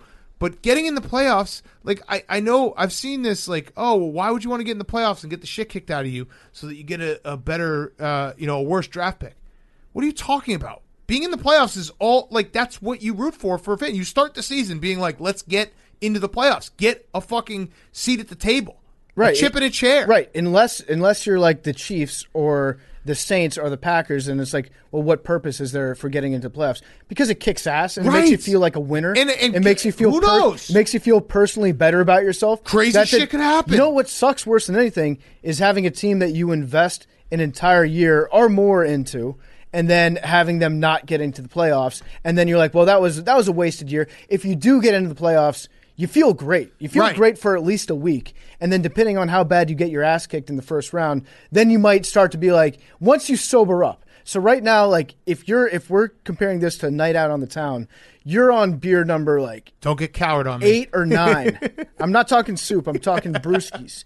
And you're on beer 8 or 9 and you're having the time of your life. You're dancing like Shout just came on, you took your shoes off. Yep. You're getting soulful with it out there. And then once you lose in the playoffs, that's when you take, like, you have the Long Island iced tea towards the end of the night, and then you go throw up, and you're like, I got to call a cab home. And the next day, you're like, you fall asleep in the cab. Yeah, you fall asleep on the way home. The Uber driver, he goes the long way. You lose your phone. You lose your phone. And then, like, you found out that you got broken up with overnight. You wake up the next day, and you're like, shit, you know what? Probably shouldn't have gone for that extra round. But guess what? It was a fun night. It was when it was going. It was a kick-ass night. Like, I agree. Yeah, you might even roll over, and you're like, oh, I don't know who that is. And then maybe you're surprised. It's Cody Parkey. I did and a your great dreams job. Are smashed again. Yeah, but then it's that's why you root for a team is to make the playoffs. Right, you root for the team to make the playoffs, and there's two camps, and people will say that I'm being a hypocrite, but I'm not. I'll explain it. So I call out a lot of teams for I don't trust this team. I don't think they're Super Bowl contender. I don't trust the Bucs. The Bucs are better than the Bears, even though the Bears beat them head to head. Might I add? The Bears are not a Super Bowl contender. But once you accept that, I'm officially in, well, crazy shit could happen. Yeah. I'm in crazy shit could happen mode. I'm in who the fuck knows, crazy shit could happen. The ball bounces your way for 4 straight games. Who the fuck knows, Crazy shit could happen. Let's just have fun, enjoy the ride. Is there a more likely than not chance that the Bears get absolutely face fucked in the playoffs? Of course there is. I would almost put my life on it, but I don't care because I'm going to be rooting for crazy shit to happen, and that's the fun of it. Now, week 17, I'm very, very nervous because I didn't realize until that fucking dork came on NBC and told me that the Packers actually do, in fact, have to play for the 1 seed. That, ruined my entire mood because now Aaron Rodgers is going to play, and Aaron Rodgers, he personally loves to kill the Bears. He loves to do it. I know it. I can sense it. Everything he says, everything he does. I'm very nervous about Week 17. Yeah, I would be too. But, Big Cat. It's not prime time. Listen, you're rooting for crazy stuff to happen. Crazier stuff has happened before. It would not shock me. It would surprise me. It would probably make me a little concerned for your well-being. Just thank God it is not a primetime game. Yeah. That's all I was rooting for, is for it not to be primetime, because then it wouldn't even been a choice. And it gets lost. I know this is kind of loser talk, but I've spent all day going through all of the situations. If the Rams beat the Cardinals, it doesn't matter. The Bears would be in the playoffs. So, and I think those games will happen concurrently, so we don't know. I think the Rams need to sign Blake Bortles, get him back up, because right now they're going to go with a guy named Wolford. Wait, is Goff officially out? Goff is probably out because he dislocated his thumb, and it might be broken. But, Big Cat, they can still sign Blake Bortles right now. He's on the practice squad. The Rams need to win to make the playoffs. How amazing would that be if 1 week you've got George Kittle coming back? Dude, how about George Kittle gets signed to be the quarterback for the Rams? George Kittle comes back. He's like, I love the Bears. I did this for Big Cat. And then Blake Bortles goes to the Rams. He knows that playbook front and back. That's all that guy did when he was in Los Angeles, was he studied football. He lived it. He breathed it. And he comes back to the Rams, beats the Cardinals to get you into the playoffs. And then in his post-game, he's like, I love the Bears. I like what you're saying. It can happen. I like what you're saying. Crazier stuff has happened. Why not? Why not? But yeah, good for you for not getting the primetime slot. That would be a nightmare for whatever team has to do with that. Yeah, we'll get to that. All right, Giants-Ravens. The Giants are somehow still alive. Somehow, someway, still alive. And this game was on. We had all 6 games on, but I feel like I didn't watch any of this game because the Ravens were just kicking the shit out of the Giants from literally the beginning. The Ravens, do you know the Ravens have rushed for 100-plus yards in 38 straight games? That's insane. Yeah, it makes sense. That's insane. They're the opposite Steelers. Who's drag racing? It makes sense. I don't know. Midnight. It's better that than the ambulance. We'll get the ambulance sirens in a second after these guys. But the Giants were. It's really a game that they expected to lose, anyways. Yeah, no, they're still alive. Really, no harm, no foul for the Giants. The Giants are very much alive in the NFC Beast right now. But I actually think that it's good that the Ravens aren't taking up too much of the air right now for the Ravens. Because having zero expectations going into the playoffs is probably a good place for them to be. We've seen how it goes the other way. I think the Ravens officially have become the team no one wants to play. Ooh. Yeah. Well, I think they're the team that no one wants to play. They're the team no one's talking about. We cast them off, and now I think they are officially the team no one wants to play in the playoffs. I really do. Which is they're a scary team. It looks like they might be playing probably the Titans. This is going to make no sense. And Ravens fans, we've had our back and forth, but I believe in the Ravens far more this year than last year. I think that last year, 1 seed, all the hype in the world, MVP. How can you beat this team? Oh, they lost to the Titans by $1 billion at home. This year, no one wants to play them. They're hot at the right time. I think the Ravens could beat the Chiefs. I think it's the Ravens. Who knows? The Ravens and the Bills. Who knows? Are the 2 teams that I would have. It's going to be a fun playoff. That can actually beat the Chiefs. Yeah, it's going to be fun for sure. Especially depends if the Chiefs get into Chiefs mode from last year and start they get woken up every game. That's what happens with the Chiefs. And they just go down by 10 points and then end up winning 50 to 10. If that doesn't happen again, if they are a more down-to-earth team, then yeah, the Ravens and the Bills are the 2 teams that can beat them. But I would also be a little bit afraid if I were the Ravens about playing the Titans. I just feel like there are scars there. Yeah, no, absolutely. They're the team no one wants to play. Mm-hmm. They're the team no one wants to play. All right, Bengals, Texans, who cares? Who cares? Brandon Allen, good game. The Texans have done a nice thing for the NFL where if you play them, you look awesome and you might be able to get some money. Mm-hmm. Like Brandon Allen looked awesome. Yeah. Texans defense is that bad. J.J. Watt is making sports writers bust a load with his post-game speech that he gave. What did he say? He was talking about how, like, if you're a pro in this league, how can you show up to work and not lift hard and not study hard and not practice hard when you've got guys coming up to you on the street and saying, hey, we're still here for you. We still love you. We're still going to root for you on Sunday. He wasn't wrong about anything that he said, but it made every sports writer just like bust a severe the stickiest of the nuts into their own trousers. But the only takeaway that I had besides J.J. Watt's postgame was that the Bengals might be saving Zach Taylor's job. Yeah. Oh no, I think it's officially done. It's saved. Think the Bengals might be getting themselves into watch out. No, yeah, off-season dark horse. Like, look how they finished the season. Oh, they've added a top 5 pick. Joe Burrow's going to be back. Like, people might be talking about the Bengals. I think if Joe Burrow's injury had happened like a month before. He's walking without a limp. He's walking without a limp right now. He's looking good. But I feel like he might not start at the beginning of the season, in which case they wouldn't be the surprise team. They would be the team like they might get hot. Just watch for that team. Every year there's a team that finishes strong. It's the Jets. Yeah, the Jets. Watch out for the Jets next year. Zach Taylor's job, I think it is safe. The fact that he won these last couple games is huge. But just like the Bengals ownership, they don't like coaching searches. Yes. It's expensive. Yes. You have to fly guys in and out of town, set them up in hotels. They just got like a practice field 2 years ago. Right. So they don't want to go through that whole thing again. They are what we call cheap. Yes. A cheap organization. Yeah. All right. Before we get to the next one, PFT. Have you been driving recently? I have been driving. Thank you for asking. I've been driving. I've been driving and making sure that I'm sober when I'm driving, especially around the holiday time. Mm-hmm. Around the holidays, NHTSA, they're warning you, drive sober or get pulled over. From December 16th through January 1st, I'm talking to all the people on New Year's. You might be driving to a friend's house. You might be on the roads. Don't drink and drive. No matter what you do, make sure that you're sober. Make sure that you have a sober ride. We want all you guys to get around safe during the holiday season. Drive sober or get pulled over. Law enforcement officers across the U.S. are increasing their enforcement on impaired drivers. They're giving you a heads up. They're telling you they're going to be there. They're like, hey, guys, we're going to be out on the roads. We're going to be looking for you if you've been drinking. There's no excuse to drink and drive. Drive sober or get pulled over. If you feel different, you drive different. So don't drive buzzed. Don't drive high. If you drive high, you get a DUI. Drive sober or get pulled over. We want all the AWLs to have a happy and safe holiday season. That means getting a safe ride somewhere. That means passing up on the drink if you're going to be driving. So be safe out there. Look after each other. Don't get a DUI. We will be personally disappointed in you if you get a DUI. And also, we'll ban you from the show. We'll absolutely suspend you from the show. And a fun little fact, maybe 10 years down the line, if one of your friends is getting married and they're going on a bachelor party up in Canada, you won't be allowed into Canada. Because if you have a DUI, a lot of times they won't let you go visit Canada. They won't let you into the country.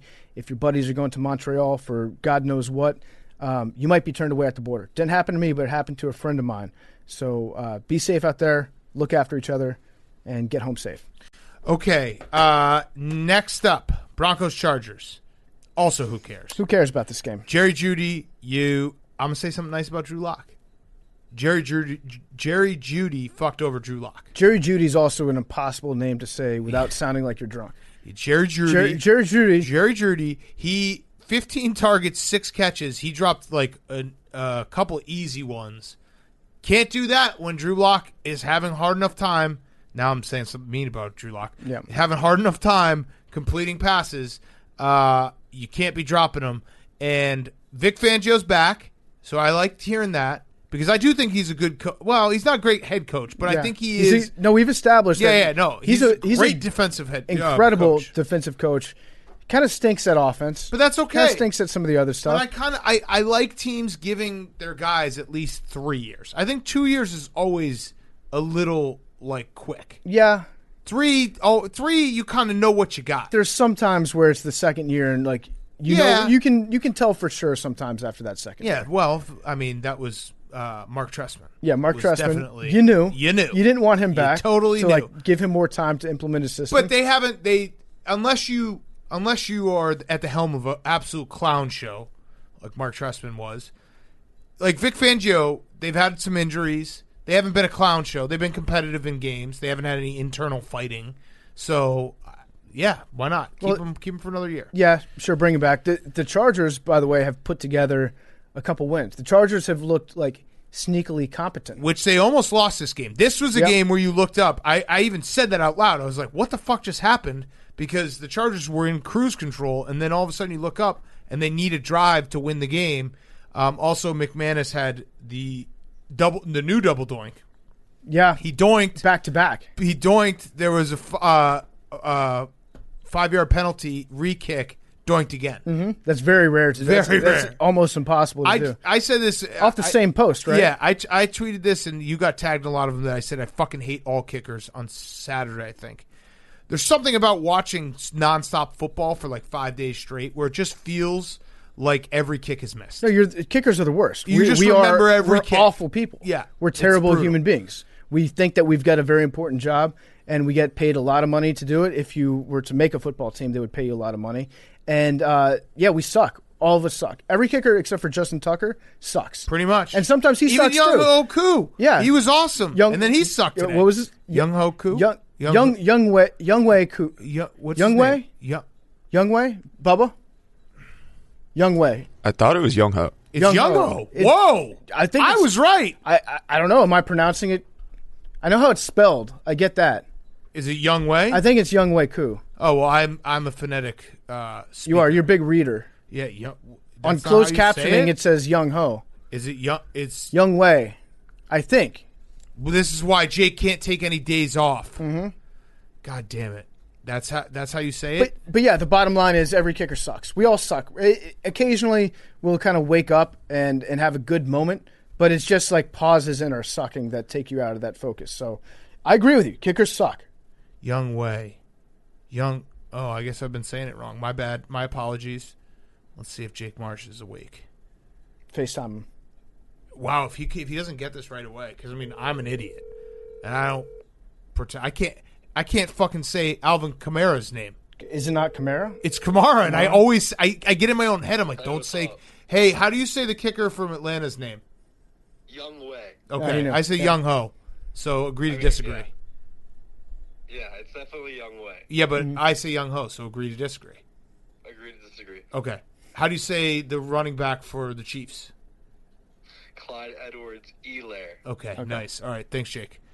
Wow, why you pronunciation shamed me? No, just it sounded at first like you said Koo. It sounded like you were trying to pronounce Ndamukong Suh's name in Pig Latin. That one I can't do either. And but you were right. You're right about the kickers. Listen, I'm not going to be the guy who's out here trying to pretend like kickers are cool just because I have kicked something in my life. They suck. We suck. On behalf of all kickers. And you know what? We're not going to apologize for sucking. That's fine. Just what we do. I don't do. need an apology. I just want to say it I just want to say it. I don't need an apology. Actually, I'd actually prefer not to get an apology. Yeah, because guess what? Because then I'd have to be nice. If kickers apologize, then we wouldn't suck. Yeah, and I'd also have to be like, oh, you apologize. I feel bad. All right, next up, Panthers, Washington football team. Whoops. Yeah, you know what? We control our own destiny. That's true. Okay, I got a statistic for you. Yeah? 5. You know what 5 is? 5 wins away from a Super Bowl. There you go. 5 wins from a Super Bowl. We win 5 games. That's all we got to do. Same with Bears. Bears have won. Well, I know you lost 6 games in a row. You haven't won 5 games in a row this season. No. To start, what was that? 5-1. 5-1? Correct. So it could happen. We just have 5 wins. Can't. 5 wins to go, and we're there. Today was awful. Today was like Dwayne Haskins. He's so bad. He might be the worst quarterback in the NFL. Well, he's bad and hateable. I'm talking about starters. I'm talking about backups. Yeah. He's bad. He's hateable. But just hold on. He probably should get his captaincy back because him walking out there to support Heineke, which was very bizarre. Great Everyone was move. like, is he coming back in the game? Great move. He ran. You know what I think he did? I think he was trying to do the thing where he's like, you know what? If you're the real starter, you can run out into the field and take your spot back. Yeah. And if they believe in you, then Taylor Heineke will agree to go to the bench calmly and let you throw for that 4th and 18. I think he was trying to sub himself back in. And Heineke, a guy that we just pulled off the practice squad last week, was like, "No, go sit back down." And he's like, "Yes, I will. I will go sit back down." He stinks. Dwayne Haskins, he is very bad. I would rather have Heineke.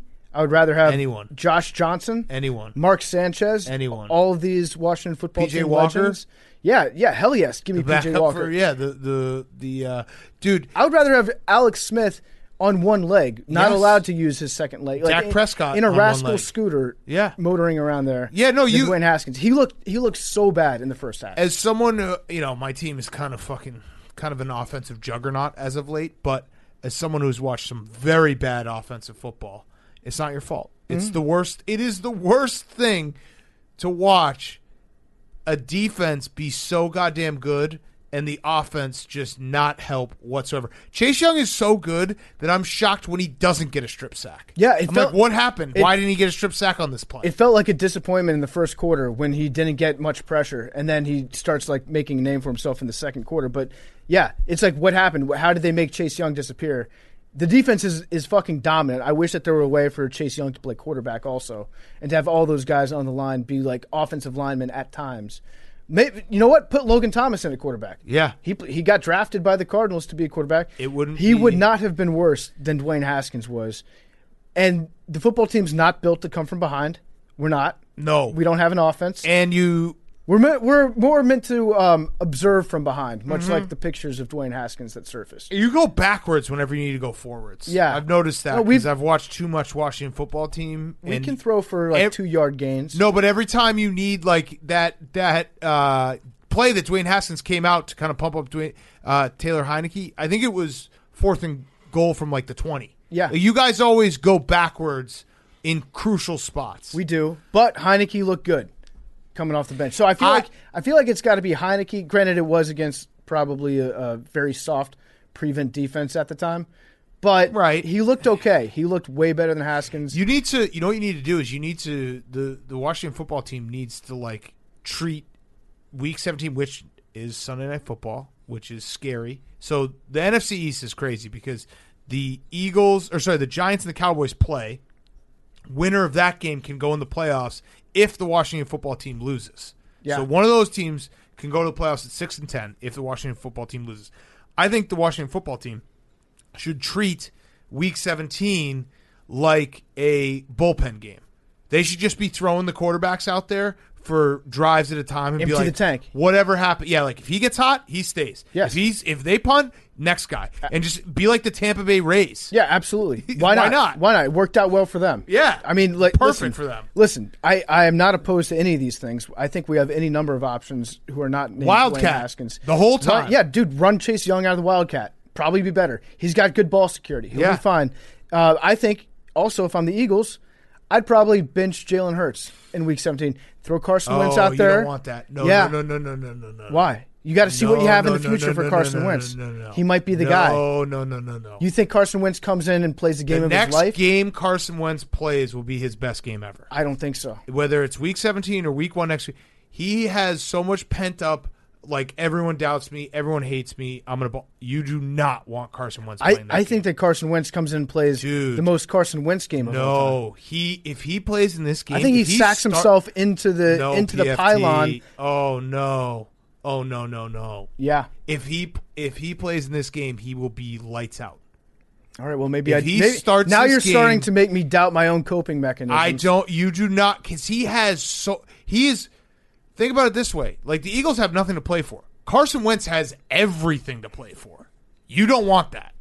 That's actually, is that a possibility? He's hurt, right?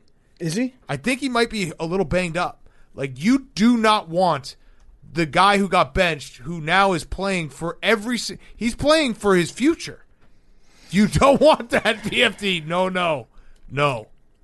All right, well, Hurts scares me more than Carson Wentz. I think Hurts is obviously a much better quarterback right now than Carson Wentz. I don't think that here's the thing, Big Cat. I don't think that Carson Wentz's attitude right now and his will is the problem, because Carson Wentz has been trying very hard for the last year. It's just that the more he tries, the worse he gets. Yeah, but Carson Wentz playing when he's cool as a cucumber. You want Jalen Hurts in this game. You want Jalen Hurts in this game because Jalen Hurts is like I've talked myself back into it. No, dude, Carson Wentz has everything in his. He's going to be thinking about his fucking unborn kids being like, "I'm playing for you." Yeah, but Chase Young. I don't know if he's a dad. Chase Young's going to look at him and be like, "Remember when we pushed this guy's shit in week one?" And they're going to do it again. Carson Wentz will play his balls off. Carson Wentz plays his worst when he's playing his balls off. No, when he tries to do too much and he's like throwing submarine interceptions. No, because Doug Peterson's got nothing to lose too, so he's going to be like, "Fuck it, let's just open up the playbook for you, Carson." Yeah. And Jalen Hurts, let's go to the Eagles-Cowboys game. Jalen Hurts is a work in progress. The Eagles looked awesome, and then they sucked. And Andy Dalton might be back. Yeah. Is Andy Dalton back? He looks good. I think you're bearing the lead, really, on this story, which is that Mike McCarthy smashed another watermelon. I didn't want to bring it up because I'm now 0-2 in my life with Mike McCarthy watermelon games. I have several questions about the watermelons. This fucking guy keeps smashing watermelons and beating me. I've lost so much fucking money to these stupid watermelons. If Mike McCarthy smashes another watermelon before next week, guess what? The football team's definitely losing, and the Cowboys are definitely winning, and they're getting in. That's how the watermelon math works. Because I suspect what happened was when Mike McCarthy smashed that watermelon before the Vikings game, I think it came out later in the news that he did that. He got a bunch of people being like, "Hey, Mike McCarthy, you're not a fat slob. Like, you're kind of a genius." And he was like, "You know what? I am a genius." Then he goes to the store and he stocks up on watermelons. Because watermelons are out of season right now. You can't go to the store and get a fresh watermelon. Doesn't matter. Smashing watermelons are different. They don't need them for taste. I don't think you can get one at the store. No, but I think he went to the store and stocked up on watermelons. Dude, he could paint a pumpkin. And has like an entire corner of his garage, maybe an entire room in his house that his wife is mad at him for, that's just ceiling to floor stacked with watermelons because he's like, if I have to give a spark to my team, this is the one thing that I know how to do. Watermelons work. I think Joe Judge, if Joe Judge is smart, he spends all week not preparing for the Cowboys, but buying every single watermelon in the New York area. I will help. I will help because I hate these watermelon games. I've lost so much money to the fucking watermelons. And the fact that they told us at halftime, they come out of the fucking halftime, they're like, yeah, breaking news. Mike McCarthy smashed another watermelon. God fucking damn it, dude. I can't win when the coach smashes a watermelon on the night before the game. I cannot. There's a 0% chance of beating a watermelon team. Mm-hmm. Like, they beat the Vikings, they beat the fucking Eagles, and the Cowboys suck. And 2 of their 5 wins this year, 6 wins, a third of their wins are watermelon wins. Yeah. It's bullshit. I'm telling you, he's going to do the watermelon again. He's going to fly with a watermelon. He's going to put it under his shirt. I want TSA. And he's going to look like he's pregnant. God damn it. Going through security, and they're going to be like, "Sir, what is that?" He's like, "I'm with child." And you know what? Please don't judge me. And he's going to bring it up to New York. He's going to smash another watermelon, and the Cowboys are going to win. The worst part is I can see it. I can visualize the room. Mike McCarthy talking to the boys before the big game on a Saturday night. And I can feel the energy, and I can see Mike McCarthy like fumbling around underneath the table in some like Marriott dining hall, and then just boom, watermelon on the table, and the place erupts. And then he smashes it, and the place erupts again, and it's like the most electric moment ever. Mm-hmm. Fucking Mike McCarthy. You think it's seedless? Goddamn watermelon. I don't think it matters. I think it's seedless. I think it's. Absolutely, because I don't think Mike McCarthy could smash a seeded watermelon. It's like, and he's right. Who are the best coaches of all time? Lombardi, Belichick, Gallagher. I'm telling you, this is going to end poorly if he smashes another one. So yes, if you know anyone that sells watermelons or harvests them, we should put up pictures of Mike McCarthy at every watermelon stand in the tri-state area and be like, do not sell to this man. I hate this guy. Can't 0-2 in watermelon games. Can't beat it. I bet way too much on watermelon games. It was nice. Unbeknownst to myself. It was nice to see Deshaun Jackson back again. He had everyone yelling like, "Don't drop the ball, dude." He caught one pass for like 85 yards, got behind the defense. I looked at it. I thought it was a replay of like Deshaun Jackson from 2009. I was like, "Oh, holy shit, they're showing this is No, a nice 20 years replay. From now, Deshaun Jackson will come in, catch an 85-yard pass, and then immediately hurt his abdomen or something and be like, "Well, he's out for the next 10 weeks." Yeah, I mean, it's a pretty good gig. And to be honest with you, I kind of understand where he's coming from, not wanting to score and to like stretch that last yard out for as long as you can, because everything that happens after you score is anticlimactic. Right. Like it's not. You no longer have that rush. It's good. So it's like, a good point. yeah, he's just addicted to edging. He just loves edging so much, and then he'll do it for a good like 5 seconds. Then he gets in, and it's like, okay, I guess I have to go back to the bench now and probably not catch another touchdown for the next 5 years. Yep. But that last yard has got to be electric. It was awesome. Eagles secondary is so bad. Actually, so going back to the Washington football team, because these games are also paired, I feel pretty good for your chances just because the Eagles secondary is that bad. Like that, they showed that one stat of that one guy. It was brutal. It would be nice if it was like 150 yards against them. Yeah, it'd be nice if we had a quarterback that could throw a ball into the secondary. Man. So how are you, what are you saying, your confidence level? It's like a 2. We'll be on a live stream on Sunday night. I'm gonna bet on the Washington football team in solidarity. Unless Carson Wentz plays, then you're getting face fucked. I'll be honest. I have no idea what's going on with Alex Smith. We do need somebody to break down exactly what's happening with his leg.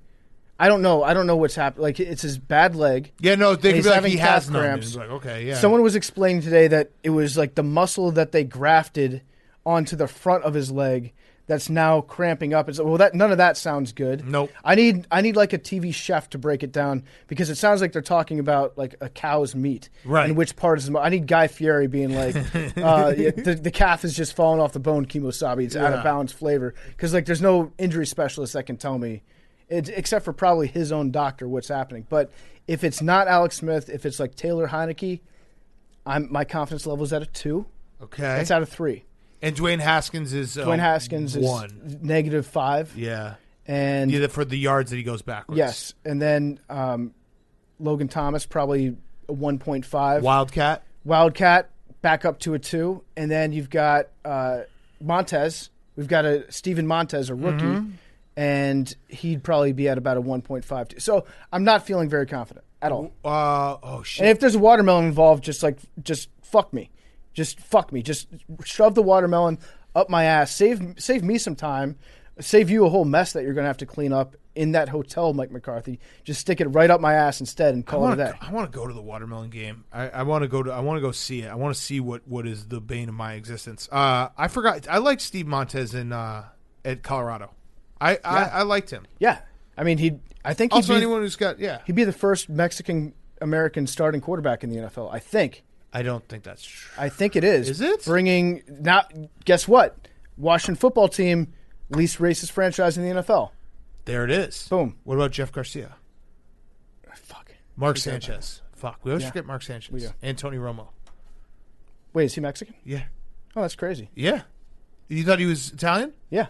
I thought it was like a Mike Tirico situation. No, he's Jim Plunkett. There's been a lot, but that you know what? Fuck it. That was wrong of me.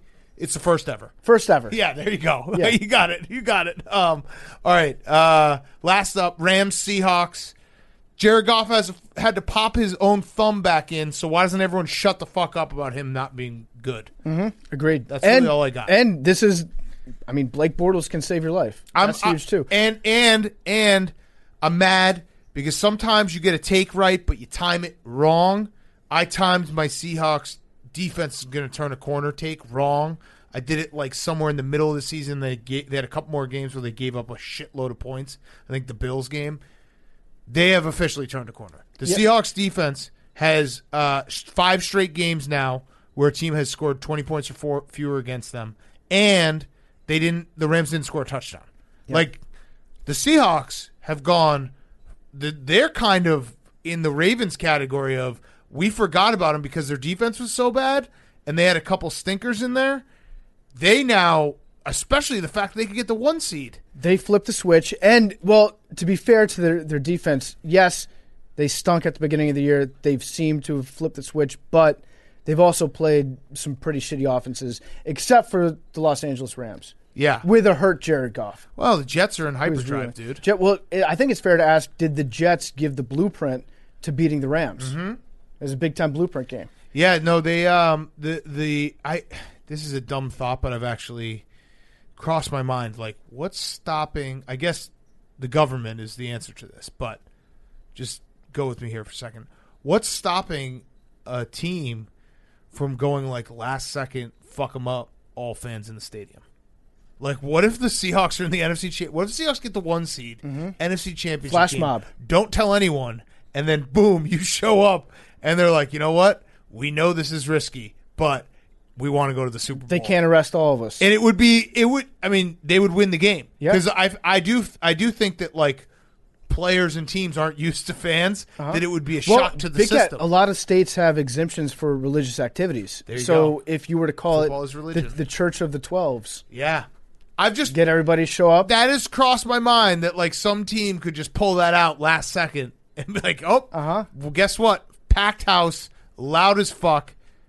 Like Rodgers, I mean, his entire game is cheating at this point. What would he do? I think you can tweet out a flash mob and just arrange for people to show up. Yeah. I think whatever the Chargers have is contagious, and the Rams have caught it.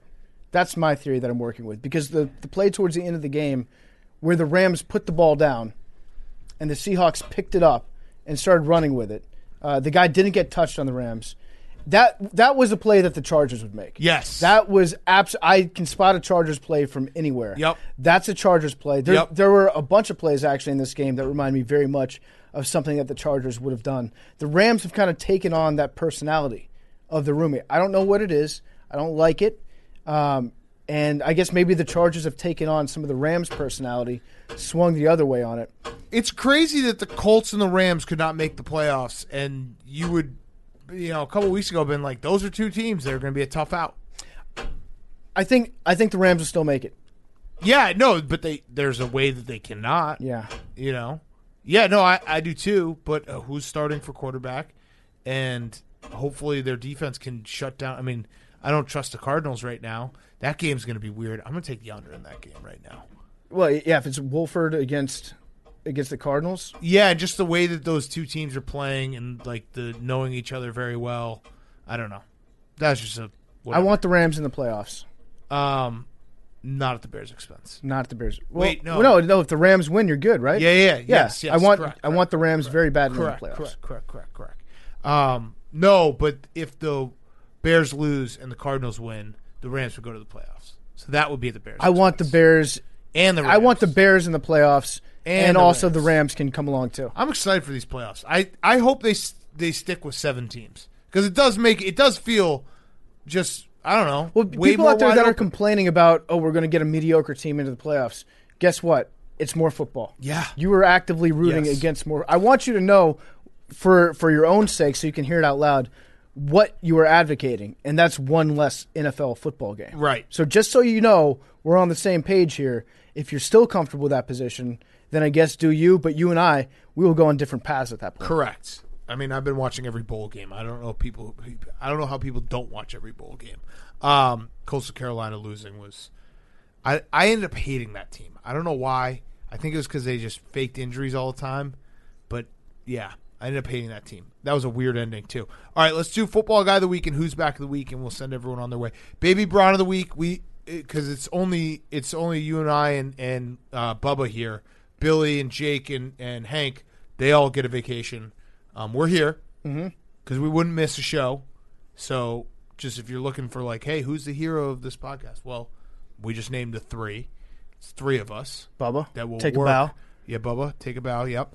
3 of us that will work no matter what. Everyone else, like, whatever. I'm not vacation. Billy has worked very hard this year. Billy's he needed worked a break. really hard. Billy actually sent us an animal fact. Like, he sent us one line and was like, boom, my job's done. He probably said to the people, I think he's with his family, he probably was like, hey, guys, I got a little work I got to do today.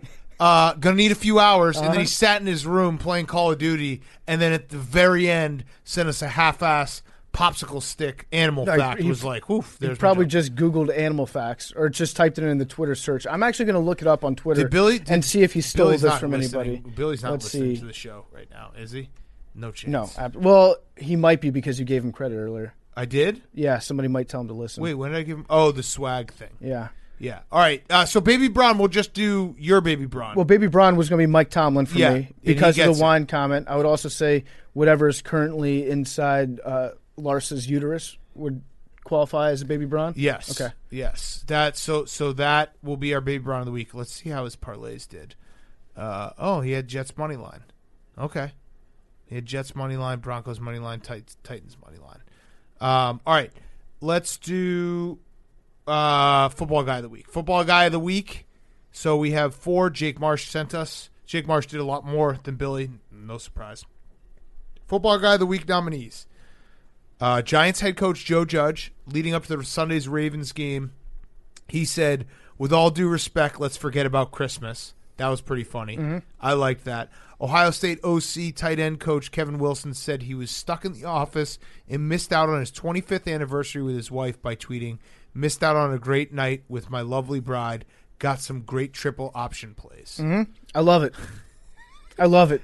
And she knows what she signed up for. The fact that he's a triple option coach is so much better. Too. Yes. The fact that, like, some great new triple option. There hasn't been a new triple option play in 50 years. Listen, she knows. She knows that when you're the coach's wife, you know, you get to call the plays at home. But if he's staying in the facility, he's still calling the plays.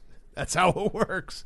Hall of Fame coach Bill Cowher, when tweeting about the unfortunate passing of Kevin Greene, he said, "Heaven just got better on defense." That was such a great quote. Yeah. And listen to Bill Cowher today talk about just the NFL in general and hearing his, like, he hasn't been in Pittsburgh in 15 years? He's a name, by the way. He's trying to float his name out there. Yeah, Bill Cowher is a great name to float out there. He's as back like out there. A retread coach that's going to come back. Yep. He still has the most perfect Pittsburgh accent. Yeah. It's beautiful to listen to. But that's such a great heaven just got better on defense. Mm-hmm. Heaven. I always like it when they accidentally. Heaven's going to switch to the 4-3. I love it when they toss out, like, they accidentally use the word hell because they can't get it out of their football vernacular. They're like, heaven just got a hell of a defensive end. Yeah. Wouldn't want to be a quarterback in heaven right now. Kevin Greene just passed. All right, and then Titans center Ben Jones did not let a Green Bay snowstorm stop him from walking out on the field barefoot and saying a prayer to honor his brother, which he does before every game. I was going to make fun of it, and then the prayer thing. Mm-hmm. Very nice. Yeah, that's very nice. That is it's a very football guy thing to do, to see bad weather and be like, less clothes and manly. All right, so those are our football guys of the week. We'll tweet it out. I don't know how Kevin Greene doesn't win this. The Bill Cowher quote. That is just such a great, like that. Bill Cowher. That's the eulogy. That's it. He's just He's just up in heaven. Actually, like, beating the shit out of like the Otto Graham. Yeah, someone's actually pissed because they were going to do Kevin Greene's eulogy, and Bill Cowher just stole their finishing line. Yeah, like that was going to be the final line of the eulogy that brought down the house. It would be sick though, because we don't know what heaven is. If you just get up there and like, what do you mean? It's the all 22. But if the thing that it's snow football is what happens. But if you get up there and your job was just to be super violent, you get to go up there and just start kicking the shit out of everybody because it makes you happy, right? Yes. All right, so vote for Football Guy of the Week. Football Guy of the Week. We will tweet it. We will blog it. Football Guy of the Week. All right, let's finish up the show. Who's Back of the Week?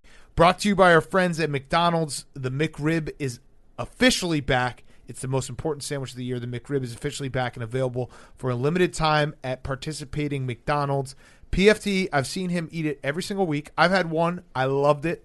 The McRib is delicious. It's also, you feel like you're doing something special when you eat the McRib. You don't know when the next time you're going to get that McRib might be. Right. So it feels special when you eat that McRib because it is limited time and it is such a popular sandwich. People have driven over state lines to get their McRib because it's not available in their area. One guy started a McRib finder that told people where the McRib is available and when, and some have decided to find ways to make their own McRib when it isn't available. It's not just a sandwich. It's a cultural phenomenon. I think that's why it's so delicious. It's a lifestyle. Because you can taste, like, the culture. Yeah, I do taste culture. Right, Every it's Wednesday, like, holy shit. I have two cultures. This isn't just the sandwich. This is something that people lust for that you can't get all the time. McDonald's is genius. I dreamed about the McRib last week. And they take it away from you. And they take it away, and then we say, hey, wait, we want more McRib. And then every now and then they're like, hey, it's McRib time. Everyone loses their mind. I tried to make my own one time. Yeah? Didn't work out. Nope, you can't. You have to get the McRib at McDonald's. Limited time only, available for a limited time at participating McDonald's. Check to see if your local McDonald's has McRib. If it doesn't, complain. Complain and complain. It probably won't do anything. You know what? Tag me in a tweet. I'll help you. I'll help you get the McRib. I'll do whatever I can because I have a blue check mark. So I'll do whatever I can because you need the McRib. McRib is officially back at McDonald's. Thank you to McDonald's for sponsoring Who's Back of the Week, the McRib, always. All right, Bubba, let's finish up the show. What do you got? My Who's Back is our boy Chet Hanks.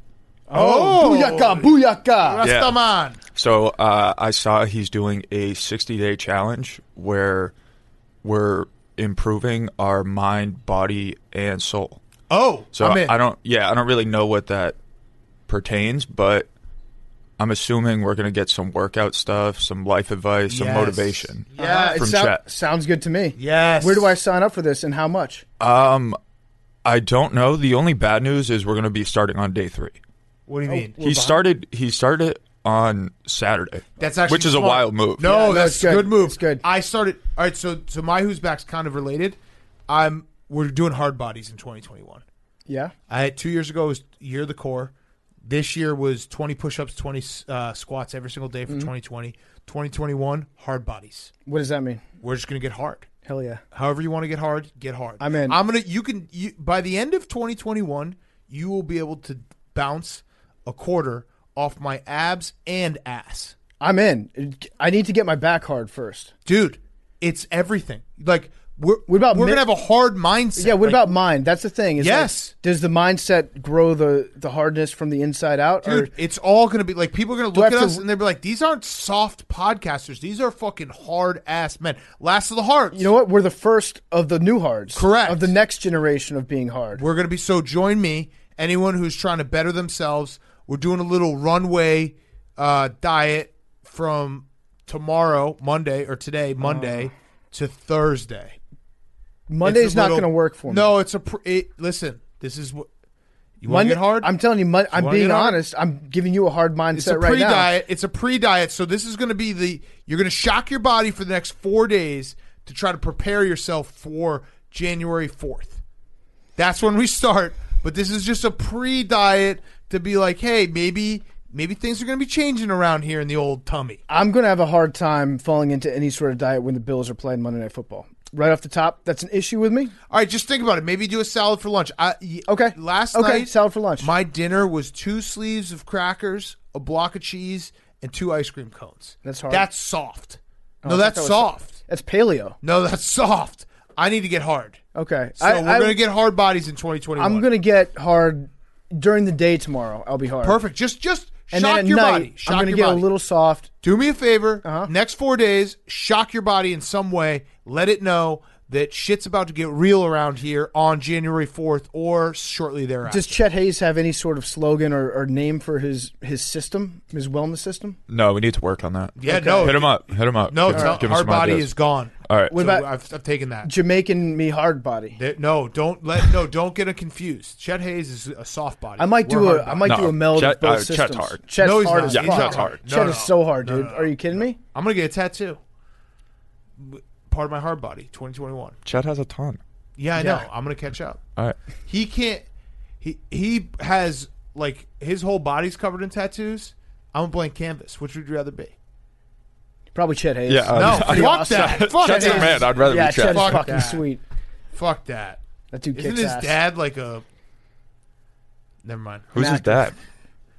What? I'm fucking with you. Okay, I thought You sly God dog. damn it, dude. You got me. You're good. You. All right, PFT, you're Who's Back. My Who's Back of the Week is the Lowman Trophy. Yes. We have the finalists for the Lowman Trophy. We teased it last week. We said Jacoby Buchanan from Army, the Buchanan Ball. He was our first finalist. He's nominated. The other nominees are Torrey Carter from LSU. I think he's been nominated twice before. This is a third nomination for Torrey Carter from LSU. Always a bridesmaid, never the bride. We also have Mason Stokey from Wisconsin. Stoke, yeah. Ben Mason. We got a couple Masons out there. Ben Mason from Michigan. He's a recurring winner of the Lowman Trophy. And then finally, we've got 3 Masons. Holy shit. Mason Wake from BYU. Yep. So we've got 3 Masons. That's spooky. Jacoby Buchanan and then Torrey Carter. Those are the nominees as voted on by our esteemed Lowman Council. Shout out to Chevy, the Chevy Silverado, the official sponsor of the Lowman Trophy. and the official sponsor of Fullbacks Everywhere for putting this all together.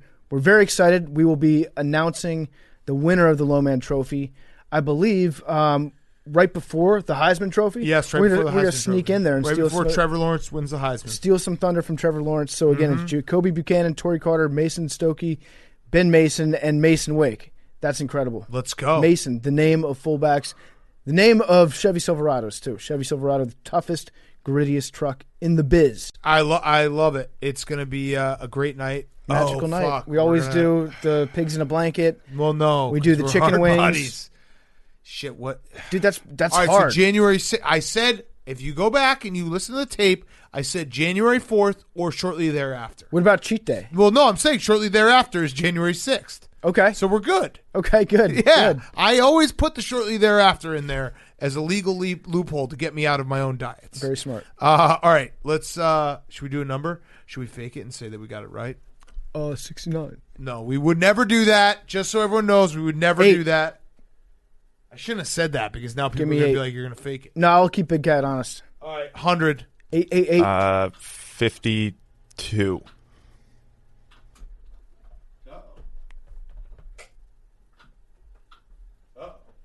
Is it broken? Nope.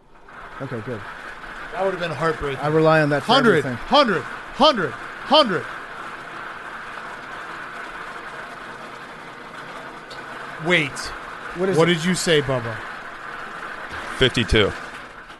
It's 52. Oh, let's go. Let's go. Fuck. Let's I should have said go. the shit beforehand. New champion. That's, I mean, people can see it. It's It's not me and 52. BFT. 52. Fuck Jake in the face. I'm the new champ. king. Yeah. New fucking Yeah. champ. Sorry, Jake. I We got should the get belt. we should get a belt or a crown for you to wear. Now, Bubba, will you be keeping the number? No. Okay, great. Smart Yeah. team player. Good. Yeah, I'm going to Nice. put it back It's in. actually Thank you. it's actually Very nice. workplace You're welcome. theft if you would have Yes, taken very home. nice of you. I'm sorry. It sucks that we didn't have a full house, but it still was awesome. You still would have picked 52 anyways. Yeah, and Yeah. it was awesome because guess what? Fuck everyone else. You know what? Maybe that's the end of the game. No, actually, we'll keep doing it because we're addicted to fucking. That's straight up karma. You Yeah, that showed up is. for work. Yeah, You get you rewarded. show up for work, you win absolutely nothing except the satisfaction of getting a ping pong ball right at the end of the show.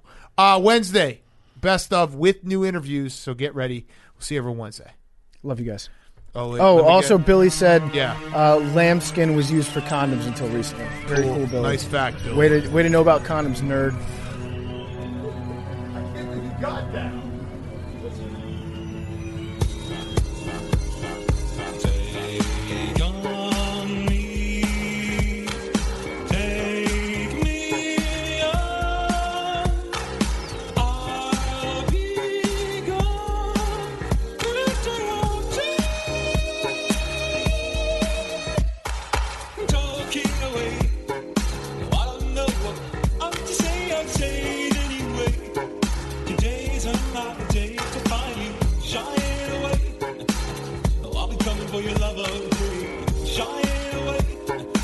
Oh, I'll be coming for your love, okay. Take on me.